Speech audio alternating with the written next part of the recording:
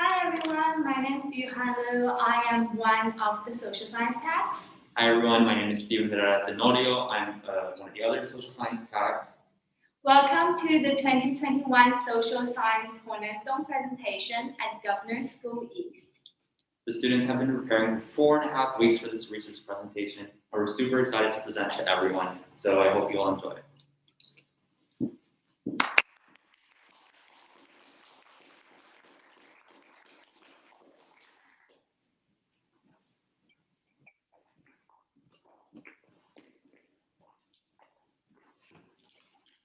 Hi everyone, my name is James Watson.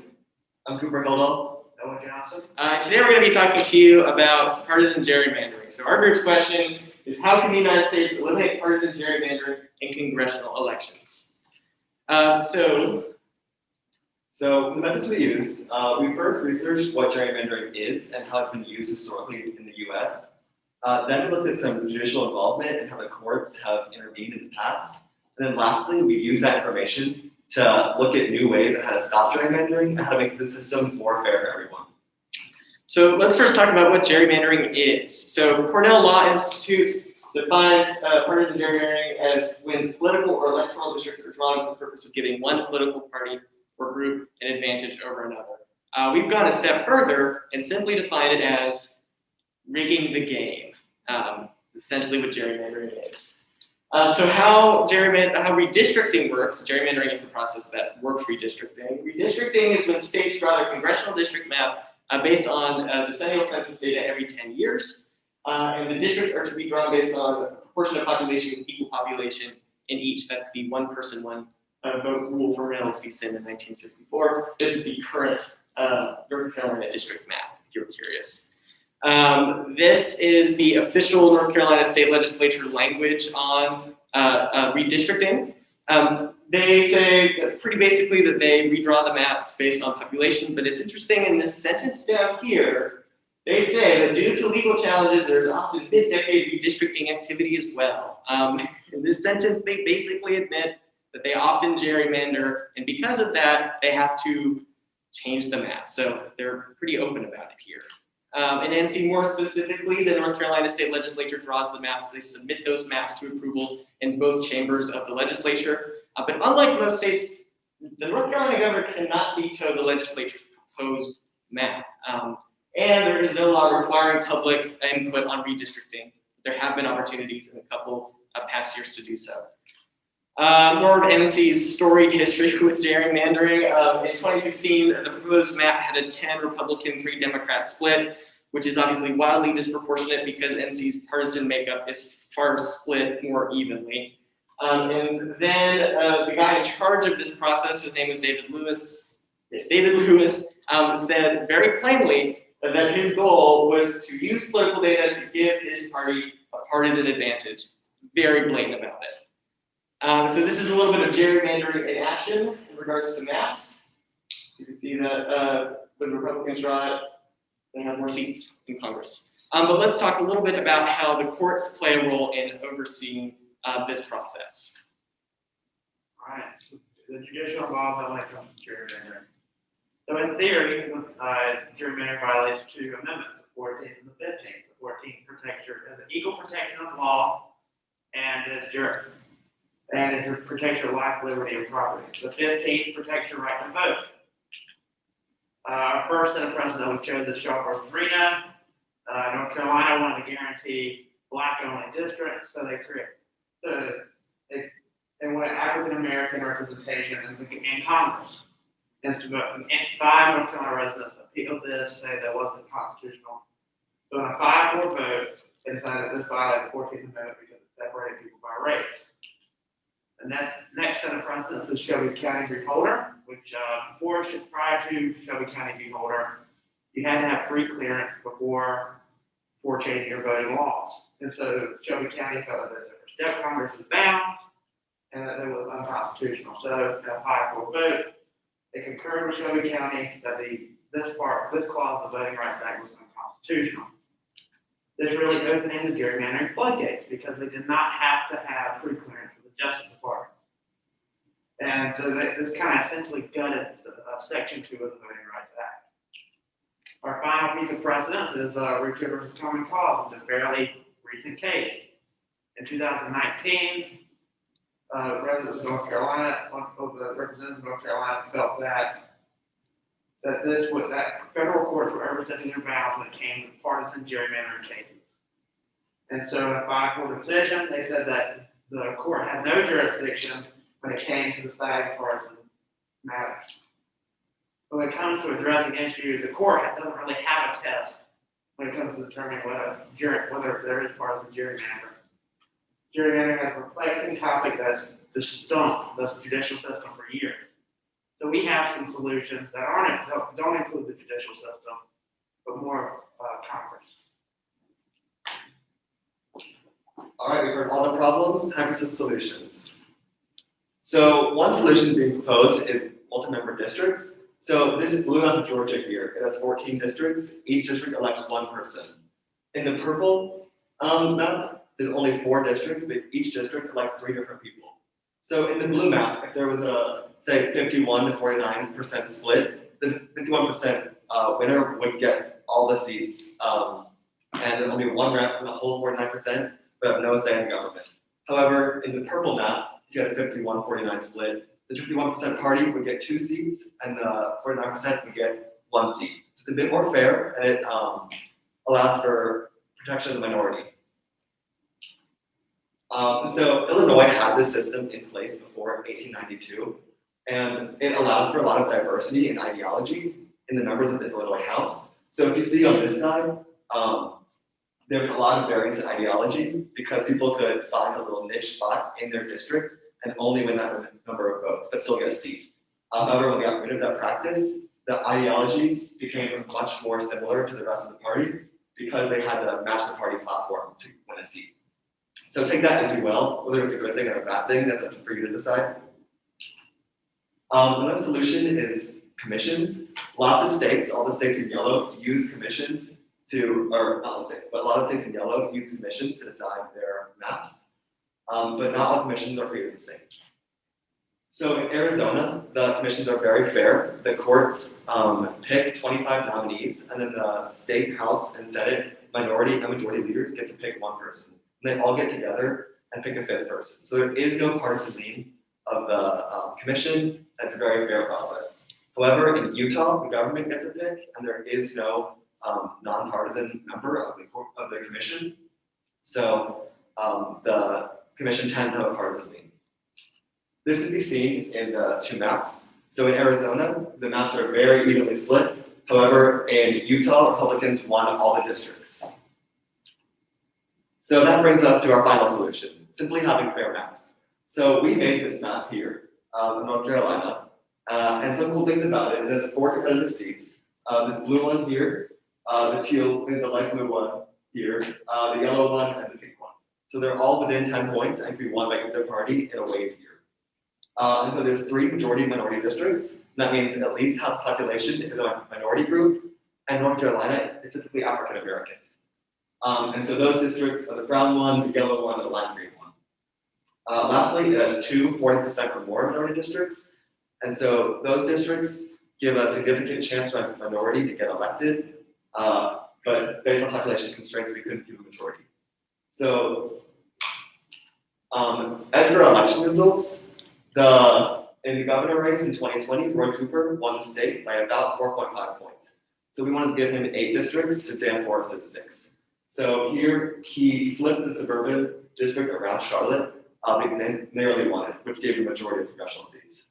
However, Trump won that seat, as well as the seat west of the Triangle. And so Trump won 8 districts and Biden won 6, which makes sense because Trump won the state by about 1 point. So he should win more districts, theoretically. However, in the map that the NC Elizabeth drew, Trump won many more districts than he won proportionally to the popular vote.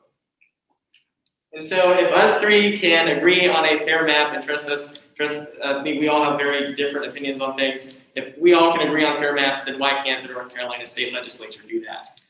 Thank you. Thanks, guys.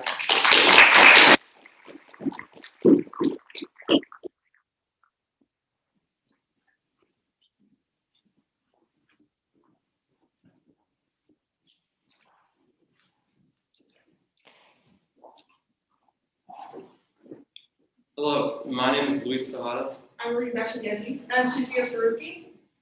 and we're going to talk about childcare. So, our question was, how would a system of universal childcare affect American society? So first, let's talk about childcare. Well, childcare has three basic goals: to develop children and help them with their learning, to help parents be able to participate in the workforce and contribute to the economy, and to prepare children for the future.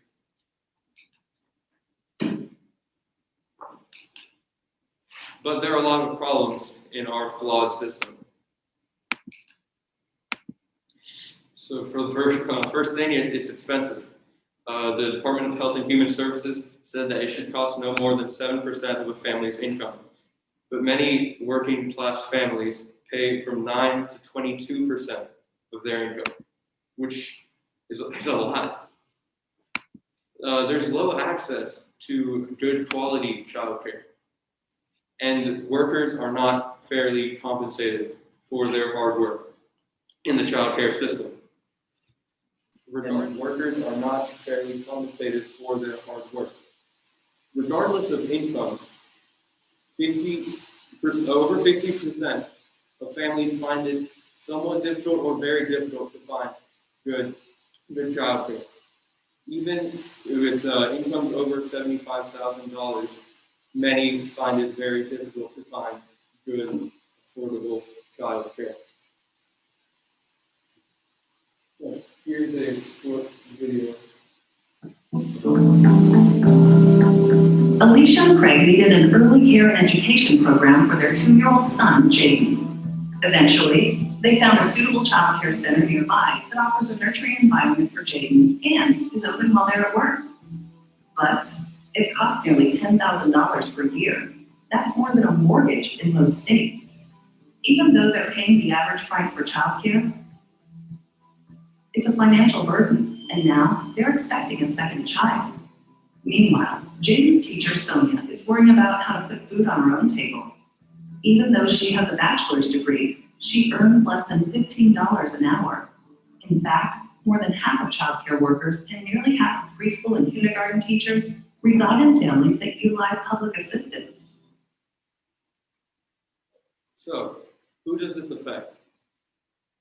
Well, today, more than 5 million children under the age of 6 in the United States live in poverty.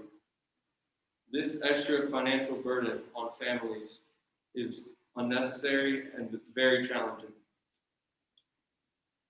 This graph shows a couple of ways that families have to cope with this financial burden, including having family members take care of the children instead, or quitting jobs and cutting hours as well.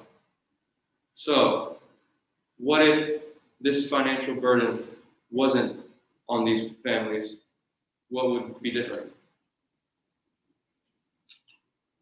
Okay, so our methods. So we looked at different journal articles pertaining to childcare, and we found articles that specifically address the cost of childcare, the role childcare has on child development, and how childcare on young children can have on their potential employment. So childcare development. Recognizing the impact of childcare on a child's development is beneficial to future human capital. Children are the future, and they will take over all of our jobs, careers, and essentially the world. So childcare has been seen to positively impact girls, which also helps to combat the gender wage gap. Early childhood and preschool programs are beneficial to a child's development. Learning is a lot easier at younger ages than it is later in life. So, for example, the first 3 years of a child's life, it is critical for language acquisition, which is just learning to speak and use words. Early childhood interactions for both families and the school system have a considerable effect on the child's life and development. Although childcare is important to help with peer interactions and things like that, it is also the parents and family's job to help accommodate and enforce the things that they learn in a good environment of childcare. And lastly, early childhood educational programs can lead to short learning advances, such as math and reading skills increase. Depending on the area, the increase does vary, but we have found in our research that it's always an increase, typically. And it can improve a child's long-term potential in particularly in low-income families and employment. So what's the relationship between childcare and women's employment? A lot of women, especially with young children, end up leaving the work environment and leaving their jobs or pursuing more flexible work hours so they can spend more time with their children. And oftentimes this ends up with trading off wages for more flexible work hours. Also, this has contributed, the lack of childcare has contributed to a rise in women being self-employed because obviously they have a lot more flexibility over their hours rather than dealing with managers or bosses. While this does allow for women to spend more time with their children, there's been research that shows that when children spend time with professionals who are trained to work with children and trained to help boost their education and social skills, like in an environment like preschool, it translates better for their skills in the future rather than spending time just with family.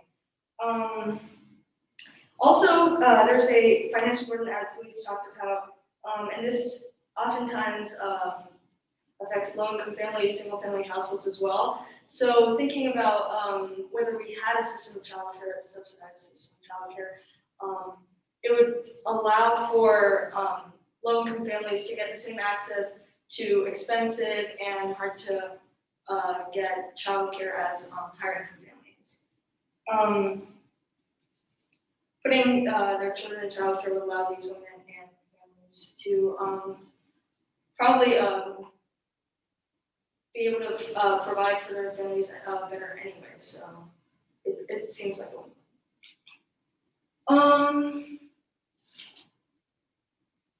So childcare has long-term effects not only on child development, but on society as a whole.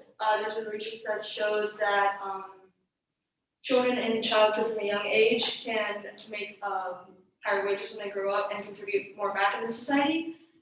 This has even been shown in research that suggests that a subsidized system of childcare will end up paying for itself. While it does seem like a lot of spending money, there are aspects in the U.S. budget that could allow for paying now for a system of childcare that would end up working out better in the future because these kids would grow up to make more wages and be more productive. However, there does need to be some stratification. There's been research that shows that children of low-income parents would benefit substantially from childcare expansion, whereas parents who can already pay for it don't see a huge difference in how their children develop. So looking forward, there needs to be specific stratifications for how a government subsidized child care system would work. And just having a blanket child care system is not the solution in the US. So, that's it.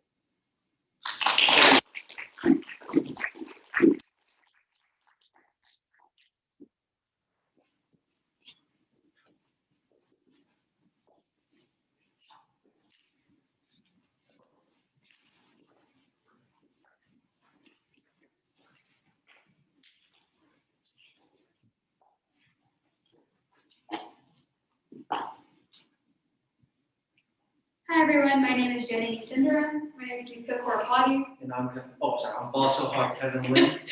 And we're here to talk to you guys about media sensationalism and the American public's consent for war.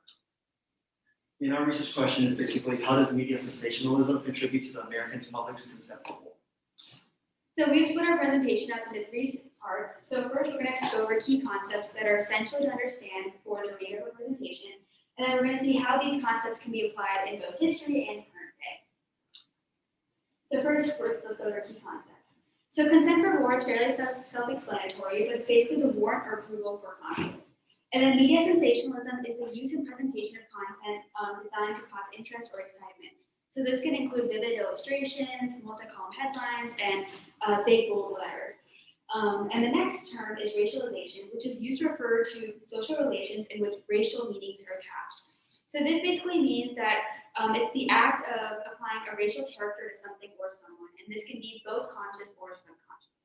And finally, propaganda, which most of you know about, but these ideas, facts, or allegations spread deliberately to further one's cause or to damage an opposing cause.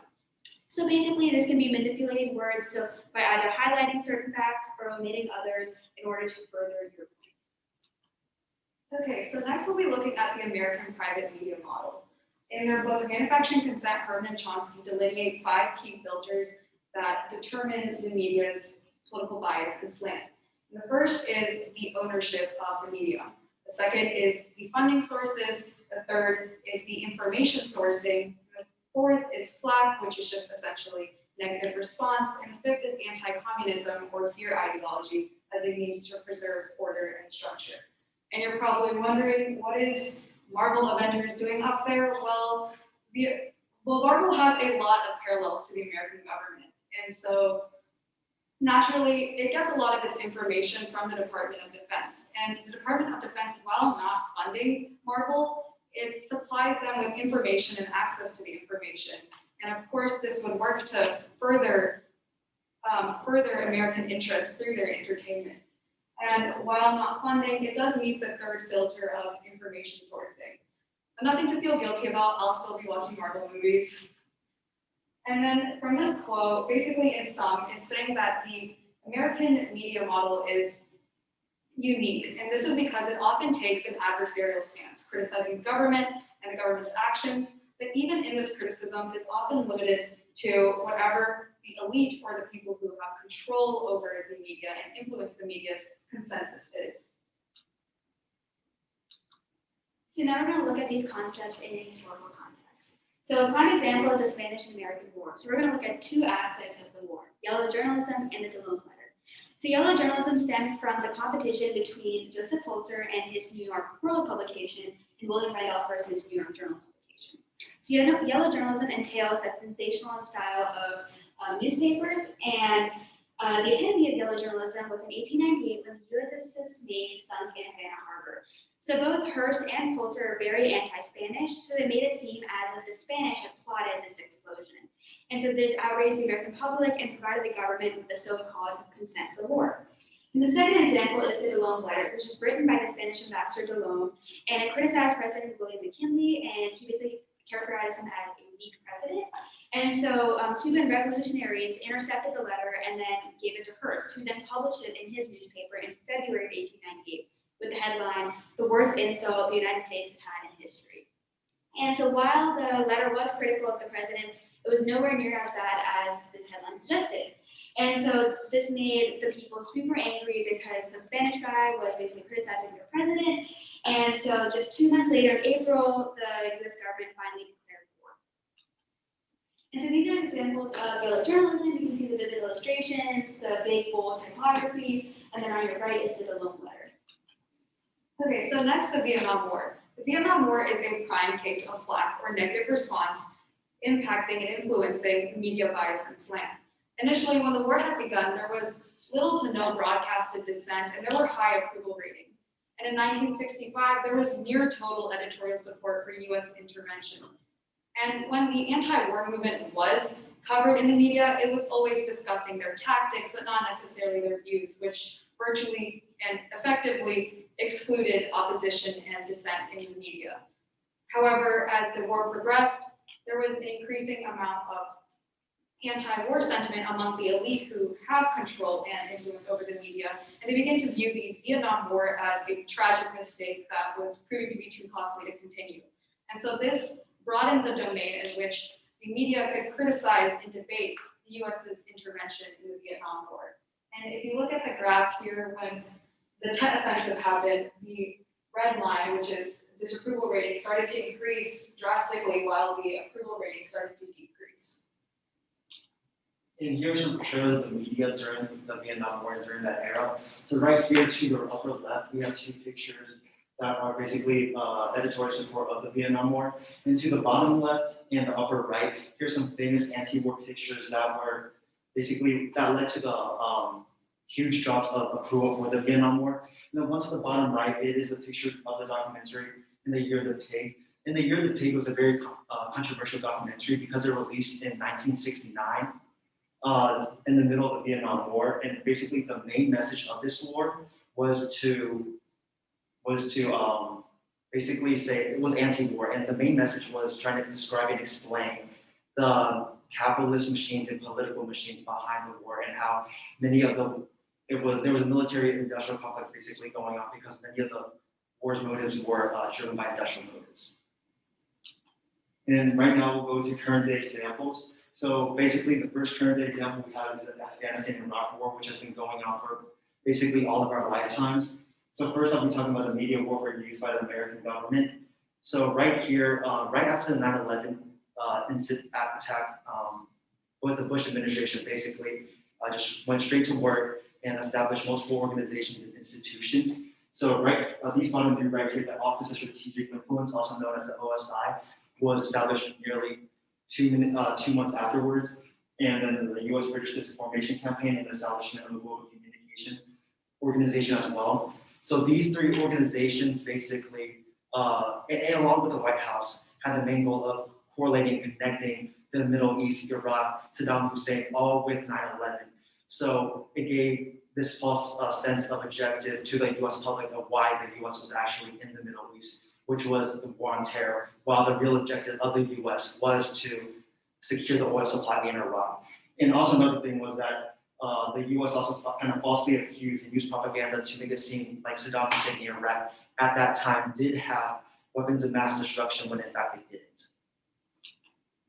Yeah, so through the use of the word genocide in mainstream media, you can actually see what the U.S. government and media looked favorably upon or not. And specifically looking at number 4, where it talks about Iraq and its control of the Kurdish population, you can see that overwhelmingly the word genocide was used to describe the situation in Iraq. And this is further evidence of the U.S. trying to implicate Iraq in order to go into Iraq for the war on terror. Yeah, and another recent example is the racialization of Asian Americans during the pandemic. If you look to the left, there's a CDC journal published on May 2020, which is very recent, has very clear racist undertones. And then in the middle, this is a sensational title with very much anti-Chinese rhetoric by Fox News. And yeah, essentially during the pandemic, there was a lot of sensational titles that racialized Asian Americans through stereotyping and reducing them to essentially just a monolith that was associated with China and COVID. And this has not only worked to increase anti-Chinese sentiment, but also materialize that sentiment into aggression and hate crimes against the Asian American community. So it's really important that during a time of fear and panic to be mindful of the words and sensational titles that we're reading, so as to not escalate anti-Chinese and hateful sentiment. And then if you look to this Pew Research Center study right here, 40% of Asian Americans said they felt uncomfortable with how people treated them during the pandemic. So you're probably wondering, what should we believe? Because the more competition there is in the news markets, the more sensationalized stories that are produced. And we've clearly seen the negative effects of media sensationalism. The population doesn't really understand what exactly they're getting into because they're only exposed to certain information. And so the resolution is to keep a critical eye out for the filters of media. It's up to us to basically filter through the media that we consume, rather than relying on one particular news source, try to research information from many different news sources. Because news is not objective and essential to find credible data to confirm statements that the media put out. Thank you so much.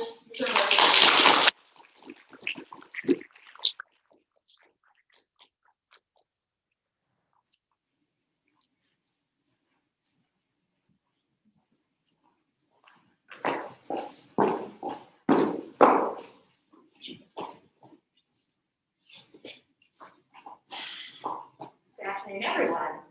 My name is Sophia Carson. I'm from Malaysia. I'm Amelia, Svobada-Barber. Our presentation is a history and analysis of incarceration in the United States. Our research question is, how do the origins of the prison industrial complex continue to affect minority identities and experiences? We will mainly be focusing on the incarceration of African Americans. For our methods, we researched the rates of recidivism, or essentially people who were incarcerated, were released, and then were re-convicted of crimes. Additionally, we researched the demographics of incarcerated individuals, economic benefits and downsides, the history of carceral labor, and long-lasting impacts. So to understand the context of our presentation, we first need to understand the 13th Amendment. As you can see here, the 13th Amendment reads as such: neither slavery nor involuntary servitude shall exist within the United States or any place subject to their jurisdiction.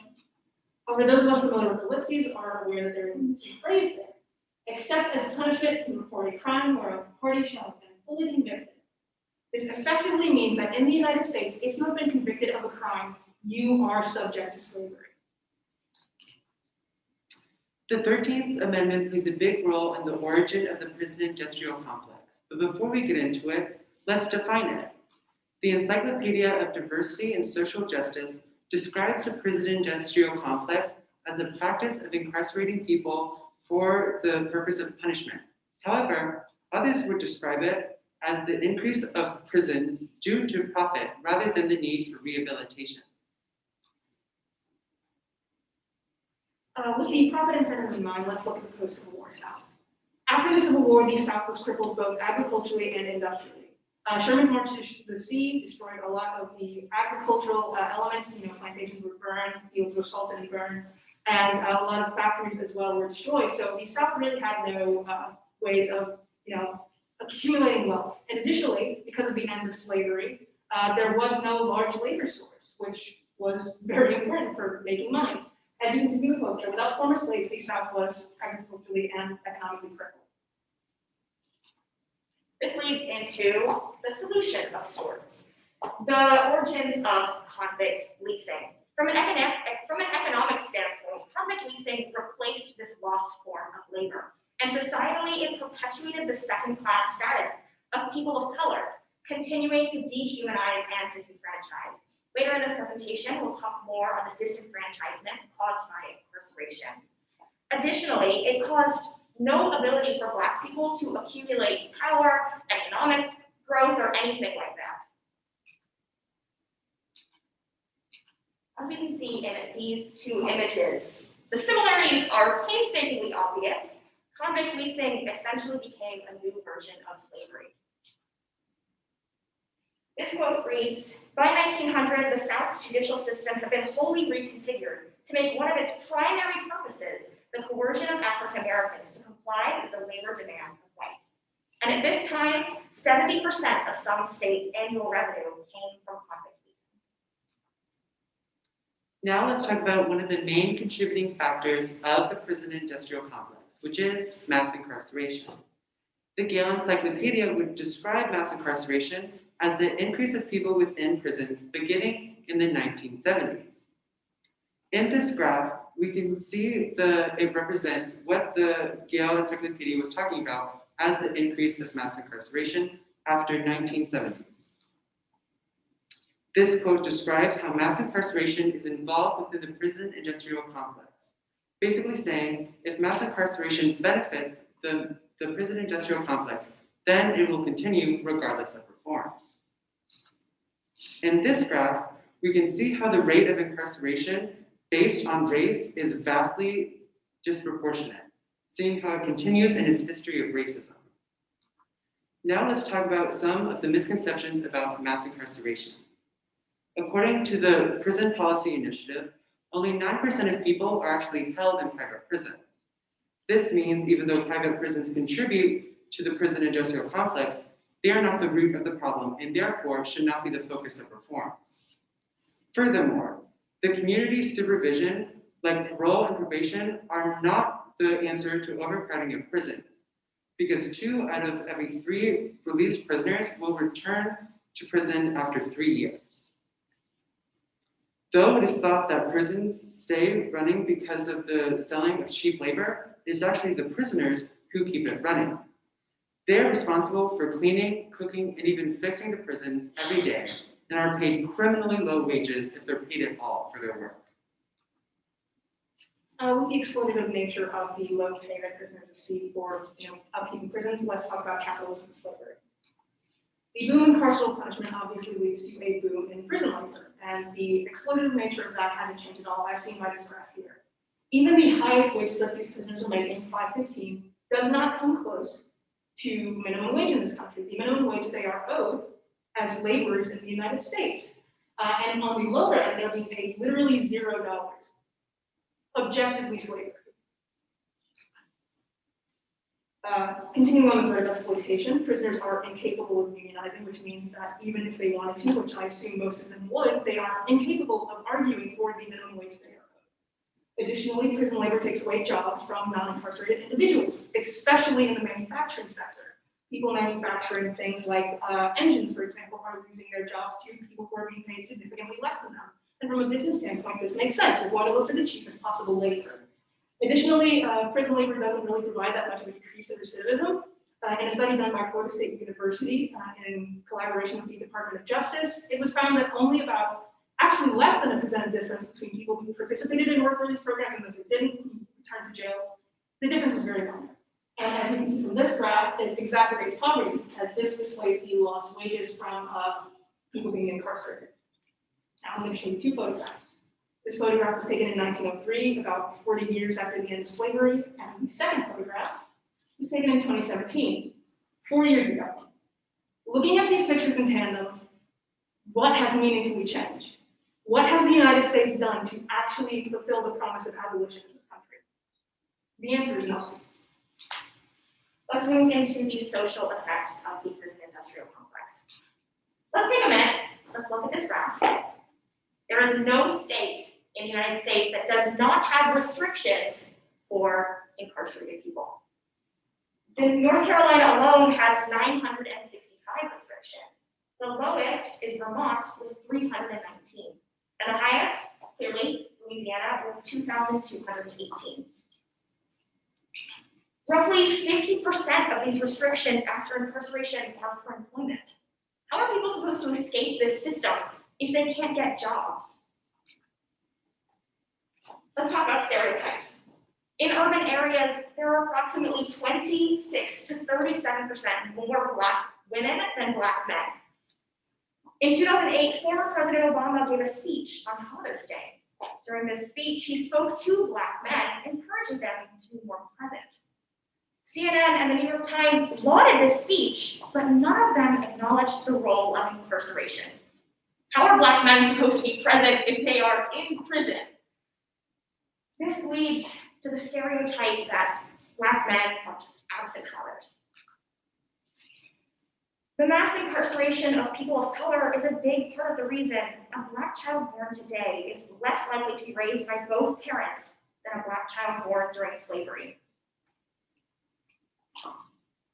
In reality, research by Boston College social psychologist Rebecca Lemon-Coley found that Black fathers not living at home are more likely to keep in contact with their children than fathers of any other racial or ethnic or racial group.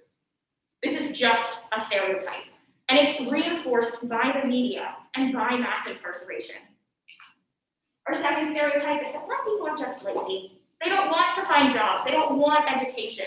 This is absolutely false. Federal aid forms require you to check that box if you've been convicted of a crime. Additionally, there's just a lack of opportunities. The largest indicator of pursuing higher education is poverty and the education that your parents received, something that Black people in America do not have. In reality, after prison, there are incredibly limited opportunities. The United States Federal Reserve said Black-owned businesses are 2 times likelier to be rejected for loans. Our results are effectively that the prison industrial complex has had an adversely negative effect on the Black community specifically, and the solutions are complicated. Some people call for reforms to prison and policing, while others call for direct abolition, as these systems have clearly a very obvious racial history that cannot so easily be fixed. Thank you.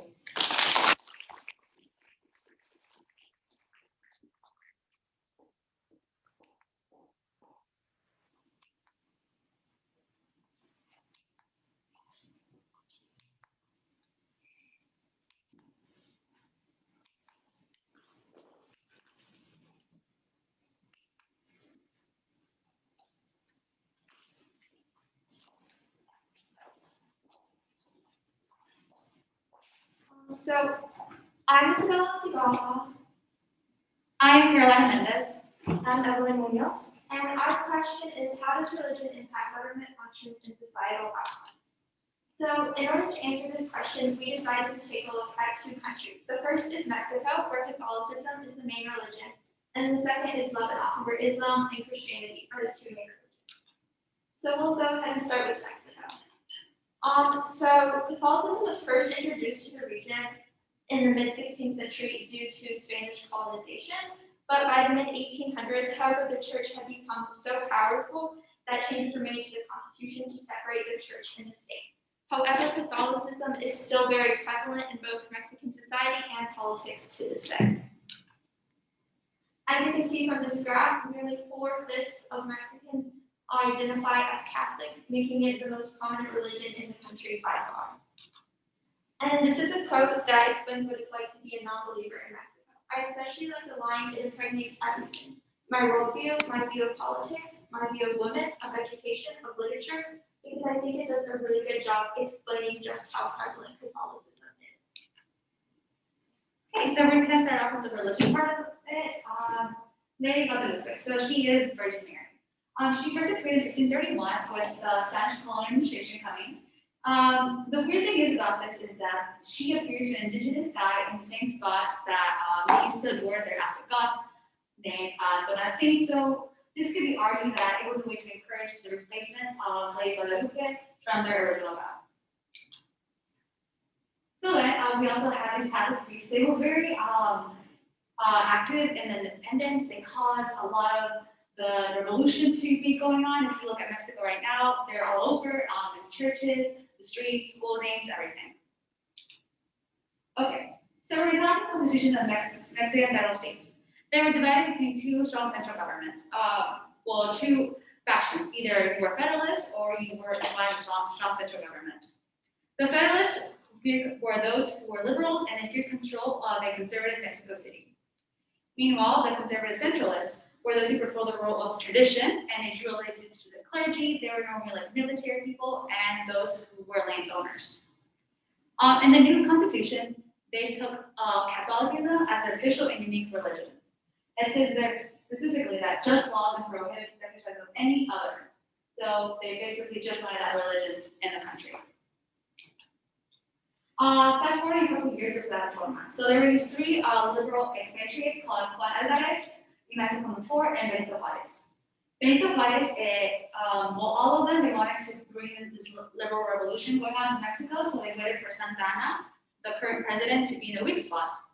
They ended up taking over, and they made Comonfort the president, Benito Juárez the Minister of Justice, and once they were in office, they did these two laws called Ley Juárez and Ley Lerdo. Ley Juárez basically abolished fueros, which were like special exemptions given to the church and civil court cases. And Ley Lerdo basically told the Mexican church of Catholicism that if you have other land that you're not using for religious purposes, you must sell it. These laws were always enforced. The Constitution of 1857 brought a lot of controversy, especially from the abolishment of that law with the fueros. The church did not like this, so they struck back. They called attention for the religion and fueros. So the church began to excommunicate all their civil officials who stood support to this constitution. Civil war erupted, and Comonfort went into exile after his compromise fell. Benito Juárez took place, and he actually became the president. There was a lot of controversy going on, and opponents were put into jail. People were shot. In the end, the conservatives elected this new president called General Sophia, and they captured Mexico City and set up a competing regime. But the real government was moved to Veracruz. And they actually did this decree in 1859, where they annulled all the Catholic marriages, and church marriages, and they confiscated a lot of lands that the church owned. So to safeguard any future bloodshed, they also added to that format of the Constitution of 1857 the start of the church and state independence. So separation of church and state. That began right there. So fast forwarding a couple years, there was a peasant uprising called Cristero Rebellion from 1926 to 1929. Here they had this very liberal president called Corrapati, he basically got rid of a lot of the, he enforced religious regulation on the church. He made everything a lot more difficult for people to go to church. The door, at one point, the church got mad and they began a strike and ceased all religious services. In the end, the U.S. ambassadors were able to help this conflict. So now we'll continue with Lebanon.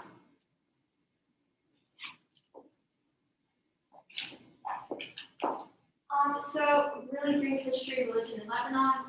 The first instance of religious involvement in government was in the 1926 Constitution, and the primary principles of that Constitution was freedom of conscience, freedom of exercising religious rights, and the elimination of political factions. So there's 18 recognized sects in Lebanon and 3 main religions, which are Sunni Muslim, Shia Muslim, and Christianity. And those are about all a third of the general population. And so in the Constitution, it was written to have proportional representation in the government of these different religions, with the intention to eventually eliminate sectarian politics, but all it did was just solidify them. Alright, so during the 1940s, Lebanon was released from the French mandates, which allowed them to create their own independent country. This meant that they had to start deciding what they would do with their country and make their own independent decisions. Right off the bat, there started to be clashes between Christians and Muslims over ideology, specifically what the national identity in Lebanon should be like. The Christians wanted a close relationship and ties with the West, and they wanted to identify themselves as Lebanese. Muslims, on the other hand, wanted a close relationship with the rest of the Arabic lands, and they wanted to identify themselves as Arabic. The National Pact came about as a compromise between these two ideologies, which accepted the Arabic identity of Lebanon, and it also accepted the Christian proposal of Lebanon as its own independent and separate country. So this was part of the National Pact. It basically designated roles and Christians' beliefs or religious beliefs to each of the political positions. So according to the National Pact, the Lebanese prime minister has to be Sunni Muslim, the president has to be a Maronite Christian, and the Speaker of Parliament has to be Shia Muslim. The Tate Agreement came about after the Civil War, which happened in 1975 due to pressures from the Palestinian and Israeli conflict and political division over how to handle the situation of Palestinian refugees coming into the country. Eventually, the Tate Agreement came about as a way to end the war. This amended constitutional powers, and it was supposed to eventually lead to free sectarian restrictions, but it never really did. So according to the Tate Agreement, this is what the parliament was like the Lebanon. So there'd be a 50-50% of parliamentary seats between the Muslims and Christians. 128 seats in total, 64 seats for each side. This breaks it down even further between the different kinds of Muslims and Christians. The current state, due to the sectarianism now present in Lebanon, a system arose which encouraged nepotism and patriotism within the political system, and it gave weight to issues, for example, in employment. Instead of focusing on who could do the job the best when hiring people, people were instead focusing on filling quotas for religious people to have in a specific career. One of the quotes from the protesters who were protesting this system is, "Tape is expired. It was to stop the war. It doesn't work." The current state. Right now, the country is in the middle of an economic collapse. Protesters have taken to the streets ever since 2019, when the government placed a taxes on WhatsApp, and the protests have continued ever since. Here is an article from about a month ago. And so, in conclusion, we believe that based off of Mexico's past and Lebanon's present, religious involvement in government is not a good idea, since it can result in fragile systems of government and divisions within society.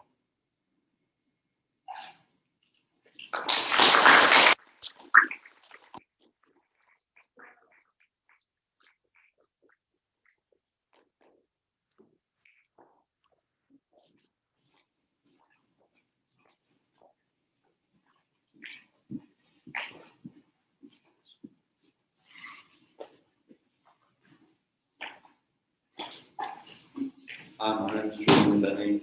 I'm Jamie Martinez. I'm Colton Wrenn.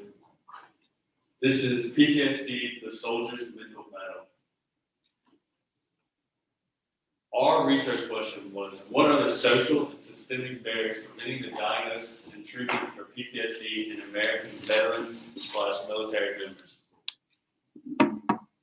PTSD is defined by the National Institute of Mental Health as a disorder that develops in some people who have experienced a shocking, scary, or dangerous event.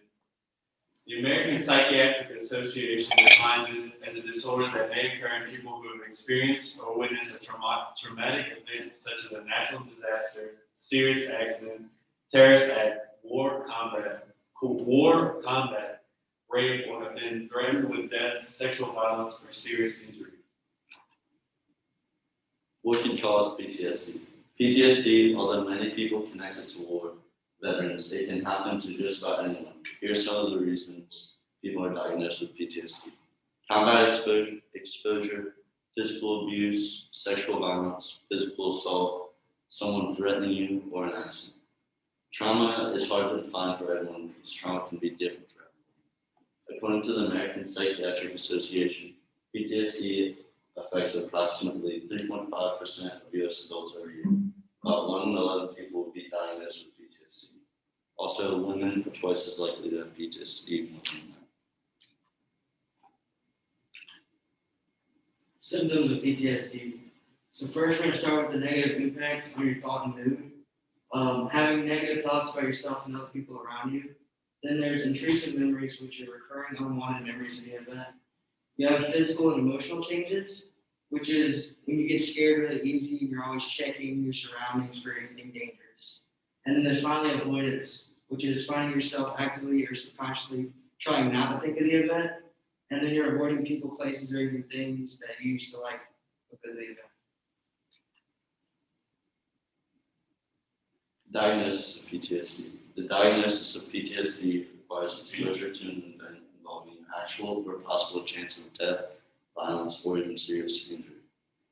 A doctor will likely do these steps before diagnosing. They will perform a physical test, which includes checking for medical issues, perform a psychological test, which includes discussion of symptoms and signs of the event and what led to the event, as well as looking at the criteria from the Diagnostic and Statistical Manual of Mental Disorders, the DSM-5, and that's made by the American Psychiatric Association. The social barriers that face the veteran. When a soldier is sent to basic training in the military, they are taught and trained to be tough physically, but also mentally. They must be strong mentally because of the horrible things they will come encounter during their time of service. Although this mental toughness may benefit them during their time of service, it can harm them when they get back home. Many soldiers can't accept the fact that they may be suffering from PTSD because of the terrible things they lived through and survived.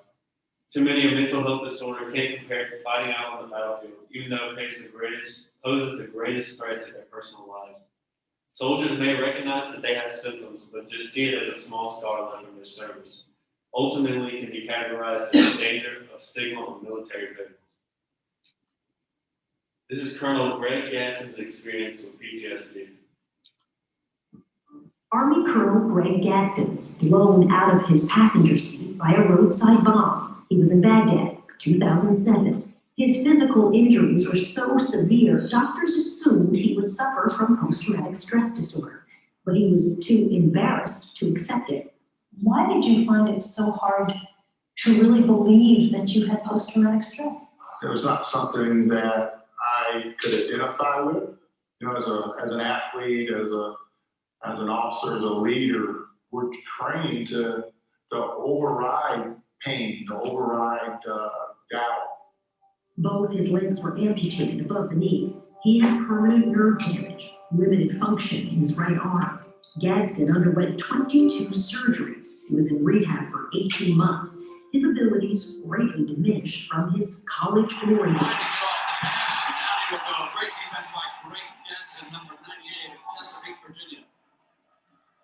Gadsden played football at the U.S. Military Academy at West Point. A co-captain and outside linebacker, powering through was in his DNA. Greg Gadsden, right here, has got terrific football instincts. Football player or a leader. I mean, we're all these sort of almost stereotypes, right? Of like Right. the tough guy, all capital letters. And you can say macho if you want. Yeah, okay, I'll say macho. I mean, you know, how much of your reluctance to get help was that this macho stereotype was kind of going to stand in the way of that? Probably 100%. I mean, every tough challenge in my life I fought through, and that's what and so I was committed to fighting through it again and without help. I was very surprised that of the 1 in 5 people who get diagnosed with post-traumatic stress disorder, like half of them don't get treatment. Right. A massive number just do what you did. Right. Yeah, up there. Stigma surrounding post-traumatic stress disorder sometimes discourages vets from seeking treatment. Good boy. Good. From the video, you can see how Colonel Gadsden said that PTSD isn't a thing that he can relate to because of his time as a soldier and his experience as an athlete. This is important because it shows that it's a prevalent issue among those who are taught to be tough and strong. Access to mental health care for veterans. For most veterans, the most readily available form of mental health, if they choose to reach out, is through the VA. Other than the VA, there's only 13% of private psychologists that can give adequate mental health for combat veterans. Another factor of limiting access is that about half of the counties in the U.S. do not even have any qualified mental health professionals practicing, making it especially hard for veterans trying to reach out and get help that they need. You know, a veteran in their response to a question about the VA and the help that they provide will primarily be a negative response, due to the fact that there are around 19 million veterans in the U.S., while only 9 million are receiving any VA benefits. This statistic is most likely due to the combined pressure, stigmas, and barriers veterans face when thinking and trying to seek mental health. Some more systemic barriers that veterans face, structural through the military, the stigma that veterans believe they'll be punished for seeking mental health, like having clearances removed, being demoted, and getting kicked out of their units by their superiors. Access, many veterans have physical barriers that are stopping you from seeking help, such as simply facilities are too far away, facility hours and policies, bureaucratic obstacles, user friendliness, and general public stigmas that make them cautious about losing their jobs. Women veterans, also 13 and 38% of women veterans experience rape during their service, and the VA nor the military has come up with strong programs to combat this issue. The combat trauma and sexual trauma experienced by women veterans strongly increases their chances of being diagnosed with PTSD. And cultural populations also experience systemic barriers. Despite high PTSD rates, certain groups are still not seeing mental health, including African Americans, Latinos, Asians, and Native Americans. 85% of Native Americans and Latinos felt VA caregivers know little about ethnic cultures, and 79% felt that VA caregivers have problems talking with ethnic veterans. Also, the fact that there's a scarcity of minority mental health care providers discourages certain minorities from seeking. African Americans and Latinos also feel they are letting down their families and shaming themselves for seeking help. This is both from both minorities feeling that their healthcare provider has let them down. Now there's treatments for PTSD. There's a couple different types of treatments, but the number one type would have to be psychotherapy, which is also known as talk therapy. And when combined with medication, this seems to help a lot of people. So first there's cognition therapy, which is talk therapy, and it helps you recognize and understand the ways of thinking. Then you have exposure therapy, which is behavioral therapy, and helps one face both the situation and the memories. Then you have eye movement, desensitization, and reprocessing, which uses exposure therapy and a series of eye movements to help you process the traumatic memories. Then there's medications like antidepressants, anti-anxiety medication, and prednisone. In conclusion, veterans in the United States face many barriers in their search for help with PTSD, such as mental stigmas, physical access, structure of the military, gender, race, and culture. The fact that only 9 million out of 19 million veterans received help is a statistic that we believe needs to drastically change to reduce this inequality.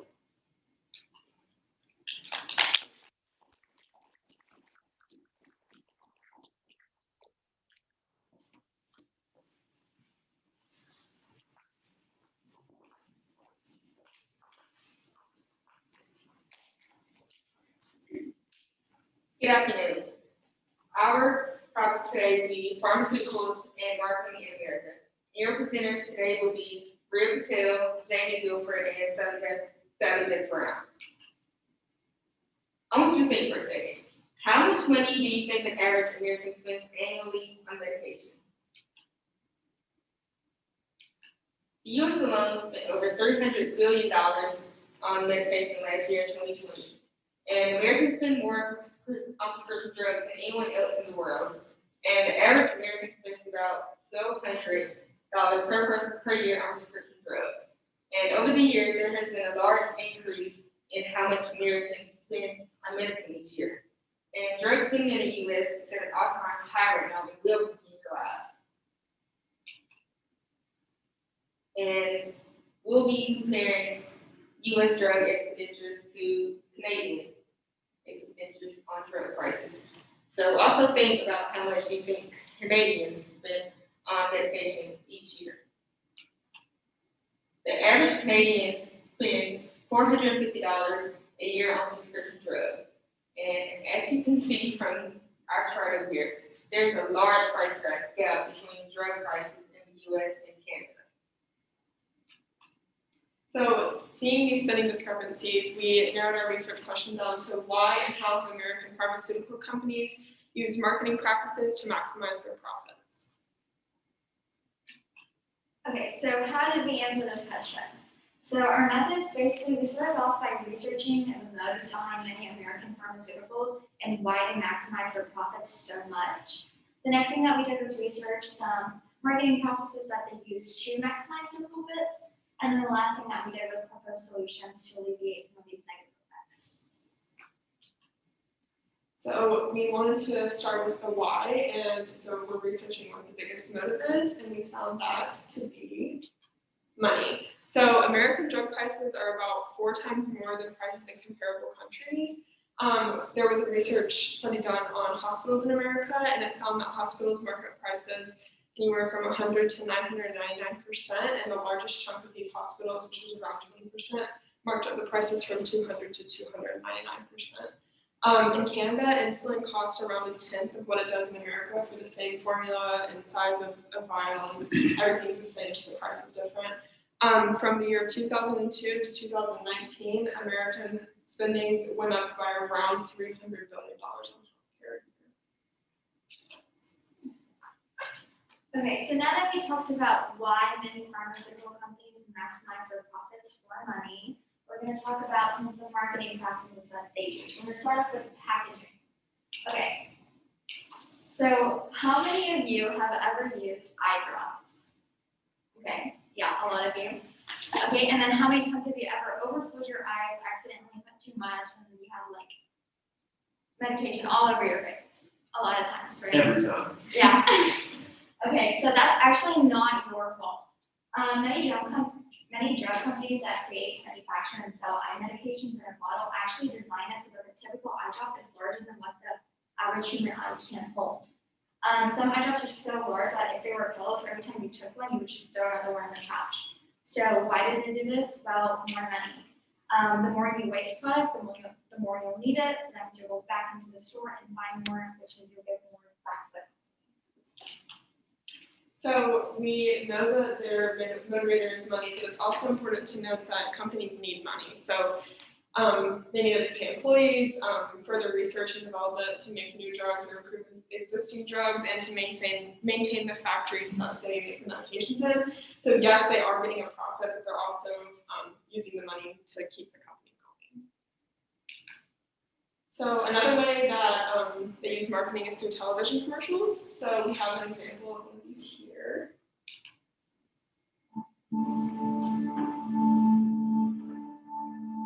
Has asthma pushed you into a smaller life? Are your asthma treatments just not enough? Let's see what can open up for you with Fasenra. It is not a steroid or inhaler. It is not a rescue medicine or for other eosinophilic conditions. It's an add-on injection for people 12 and up with asthma driven by eosinophils. Nearly 7 out of 10 adults with asthma may have elevated eosinophils. Fasenra is designed to target and remove eosinophils, a key cause of asthma. It helps to prevent asthma attacks, improve breathing, and can reduce the need for oral steroids like prednisone. Fasenra may cause allergic reactions. Get help right away if you have swelling on your face, mouth, and tongue, or trouble breathing. Don't stop your asthma treatments unless your doctor tells you to. Tell your doctor if you have a parasitic infection or your asthma worsens. Any sore throat may occur. Could you be living a bigger life? Ask an asthma specialist about Fasenra. Okay. So this television commercial is interesting to note because America is one of the only countries that uses this marketing practice. TV is very prevalent in our society and everyone watches TV, so I know I've seen a lot of these commercials, and I found it shocking that we're one of the only countries that does this because it seems like I've just been around it forever, so I've always thought that that's how every country worked. Also in the video, it's important to note that the people seem to be living like a super happy life, and like if you take this medicine, then your life will be amazing, which is just like a really interesting marketing tactic to think about because drugs are necessary things that people need to live, but they're kind of, the marketing is being used like you need to buy this, and it's more like consumer based rather than like providing care. Okay, so many problems with the pharmaceutical companies. What are some solutions? So we three came together and put up 3 solutions. So the first one would be to have more government interference. Having more government interference with pharmaceutical companies would allow maximum selling prices to be placed on drug companies, and then this would then lead to American drug prices being comparable to like other countries. The next thing that we thought of was to create better packaging, of course, so that there's no more waste. And then the last thing that we thought of was refocusing drug companies both into providing care instead of just focusing on the profit and the money.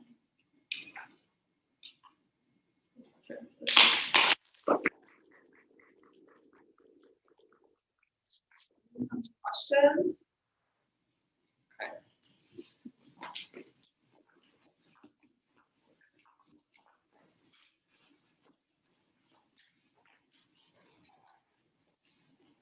Good afternoon, everyone. I'm Lindsay Lopez. My name is Mariam Martinez. And I'm Amelia. And today we're going to be talking to you guys about the organ transplantation system and its correlation with wealth.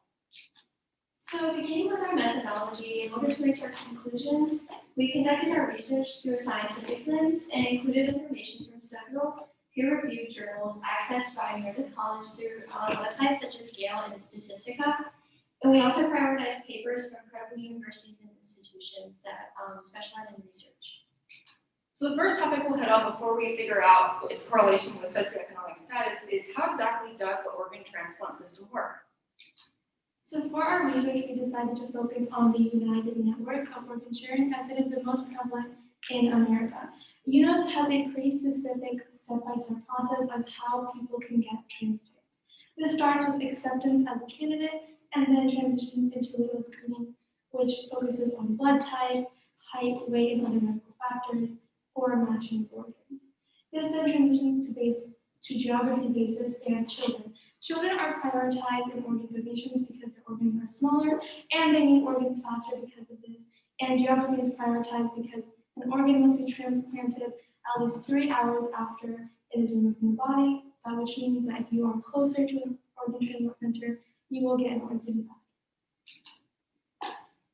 All right, so we began by examining U.S. transplant demand by organ, and we found that kidneys were most significant and in highest demand, with 91,834 individuals on the transplant waiting list for a kidney in September 2020. But further research, we found that in 2020, there were only 11,108 kidneys donated in the entire year, meaning there's a significant supply and demand deficit in the organ donation and transplantation system. It's also important to recognize how much an organ transplant will cost. The cheapest organ on average is $32,500, which is the cornea, and the most expensive is $1.6 million. This shows how expensive an organ can be, and while insurance in America usually covers the cost of organs, this brings us to the issue of what about the individuals who don't have health insurance or premiums to cover the cost of organ transplantation? So this question led us to understand the issue that there are immense perceivable impacts of wealth on organ transplantation recipients. So consider these 2 questions. What does socioeconomic status allow for in America? And when you think of a high socioeconomic status, what comes to mind? So we had also pondered about these questions, which led us to develop the project goal of To what extent does the socioeconomic status of Americans correlate with the acquisition of organs in the organ transplant system? In defining socioeconomic status, we went to the American Psychological Association, and it states that the social standing or class of an individual or group, often measured as a combination of education and common occupation, is socioeconomic status. And we found in Pew Research that in 2018, high socioeconomic status was in median range $187,872. Median socioeconomic status was $78,442. And low socioeconomic status was $25,624, which is at the poverty line. Keeping this in mind, socioeconomic status correlates highly with opportunity. Those with a higher socioeconomic status have better education, better healthcare, more influence in politics, and more access in society in general.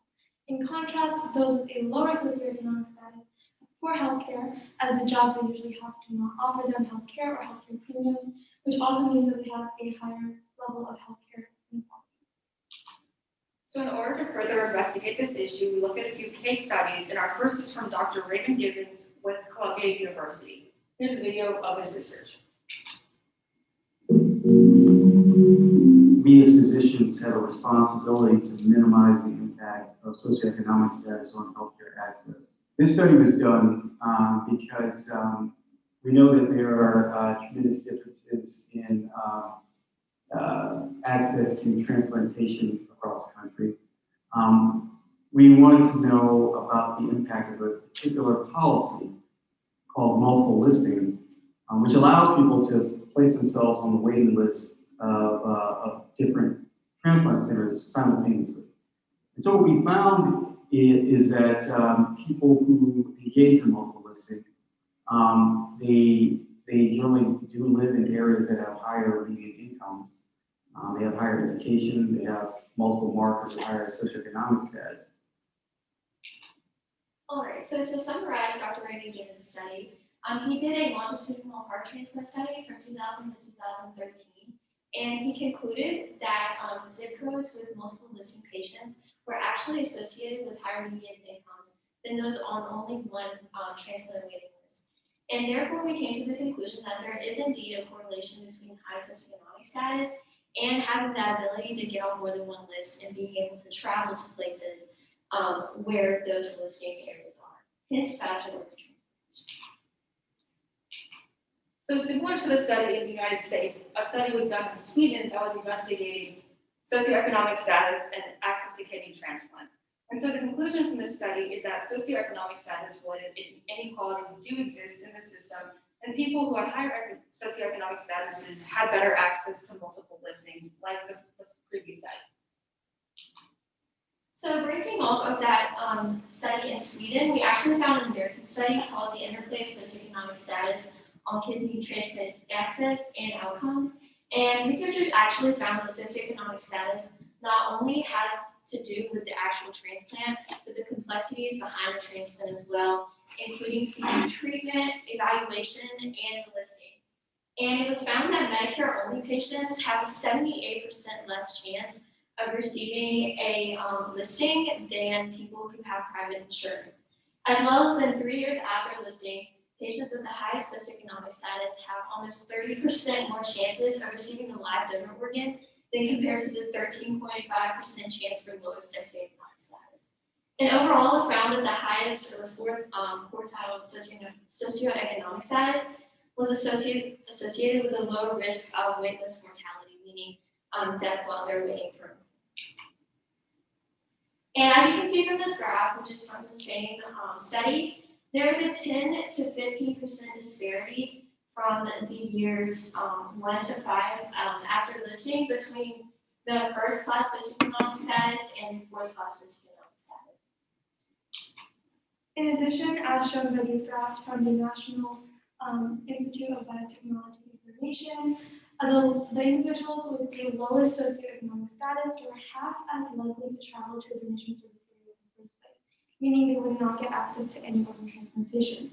In contrast, those in the third and fourth socioeconomic status quartile had greater chances of receiving deceased donor transplants and and really any most desirable transport we want. So you all know Steve Jobs, the former CEO of Apple, and there's actually a controversy about him because he received a liver transplant in 2009.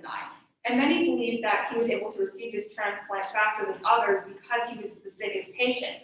However, he was one of the sickest patients, but he also had the high socioeconomic status, being a multimillionaire, and he also had access to transportation because of these benefits from a socioeconomic status. So he was able to come to that hospital faster than any other patient. So basically, keeping this in mind, he did have these benefits because of his socioeconomic status and not just because he was a sick patient. So for our big conclusions that we got from doing this research, our first one is the socioeconomic status of American citizens and access to organs from the transplant system highly correlate in a manner that often goes unrecognized. In addition, socioeconomic status is associated with patient's ability to receive proper care, listing, and treatment following the transplantation, and location is very heavily related to socioeconomic status.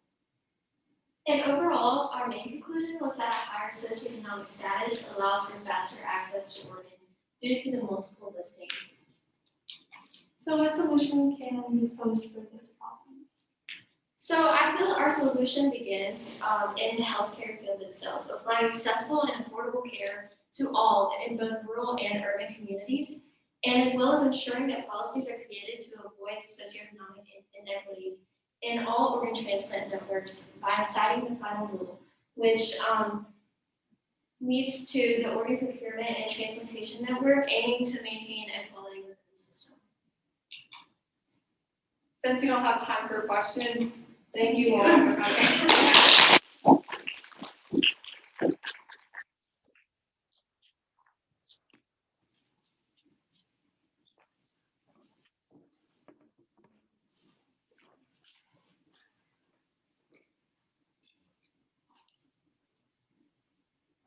Hello, I'm Natalie Richmond. I'm Emma Montero. And I'm Emmy Miller. And this is our presentation on how cults control members in the cult mindset.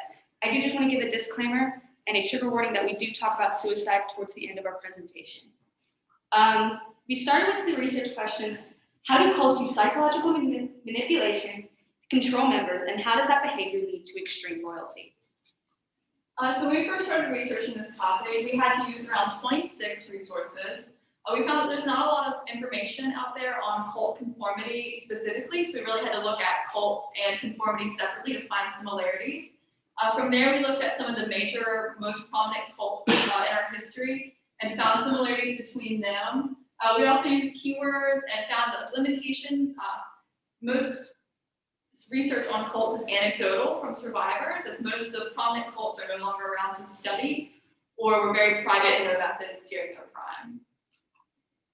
This leads us to ask, what is a cult? A cult is a particular structural type of religious institution. Membership is predominantly lower class and usually gained through conversion, often during an emotional crisis that joining a cult is seen to resolve.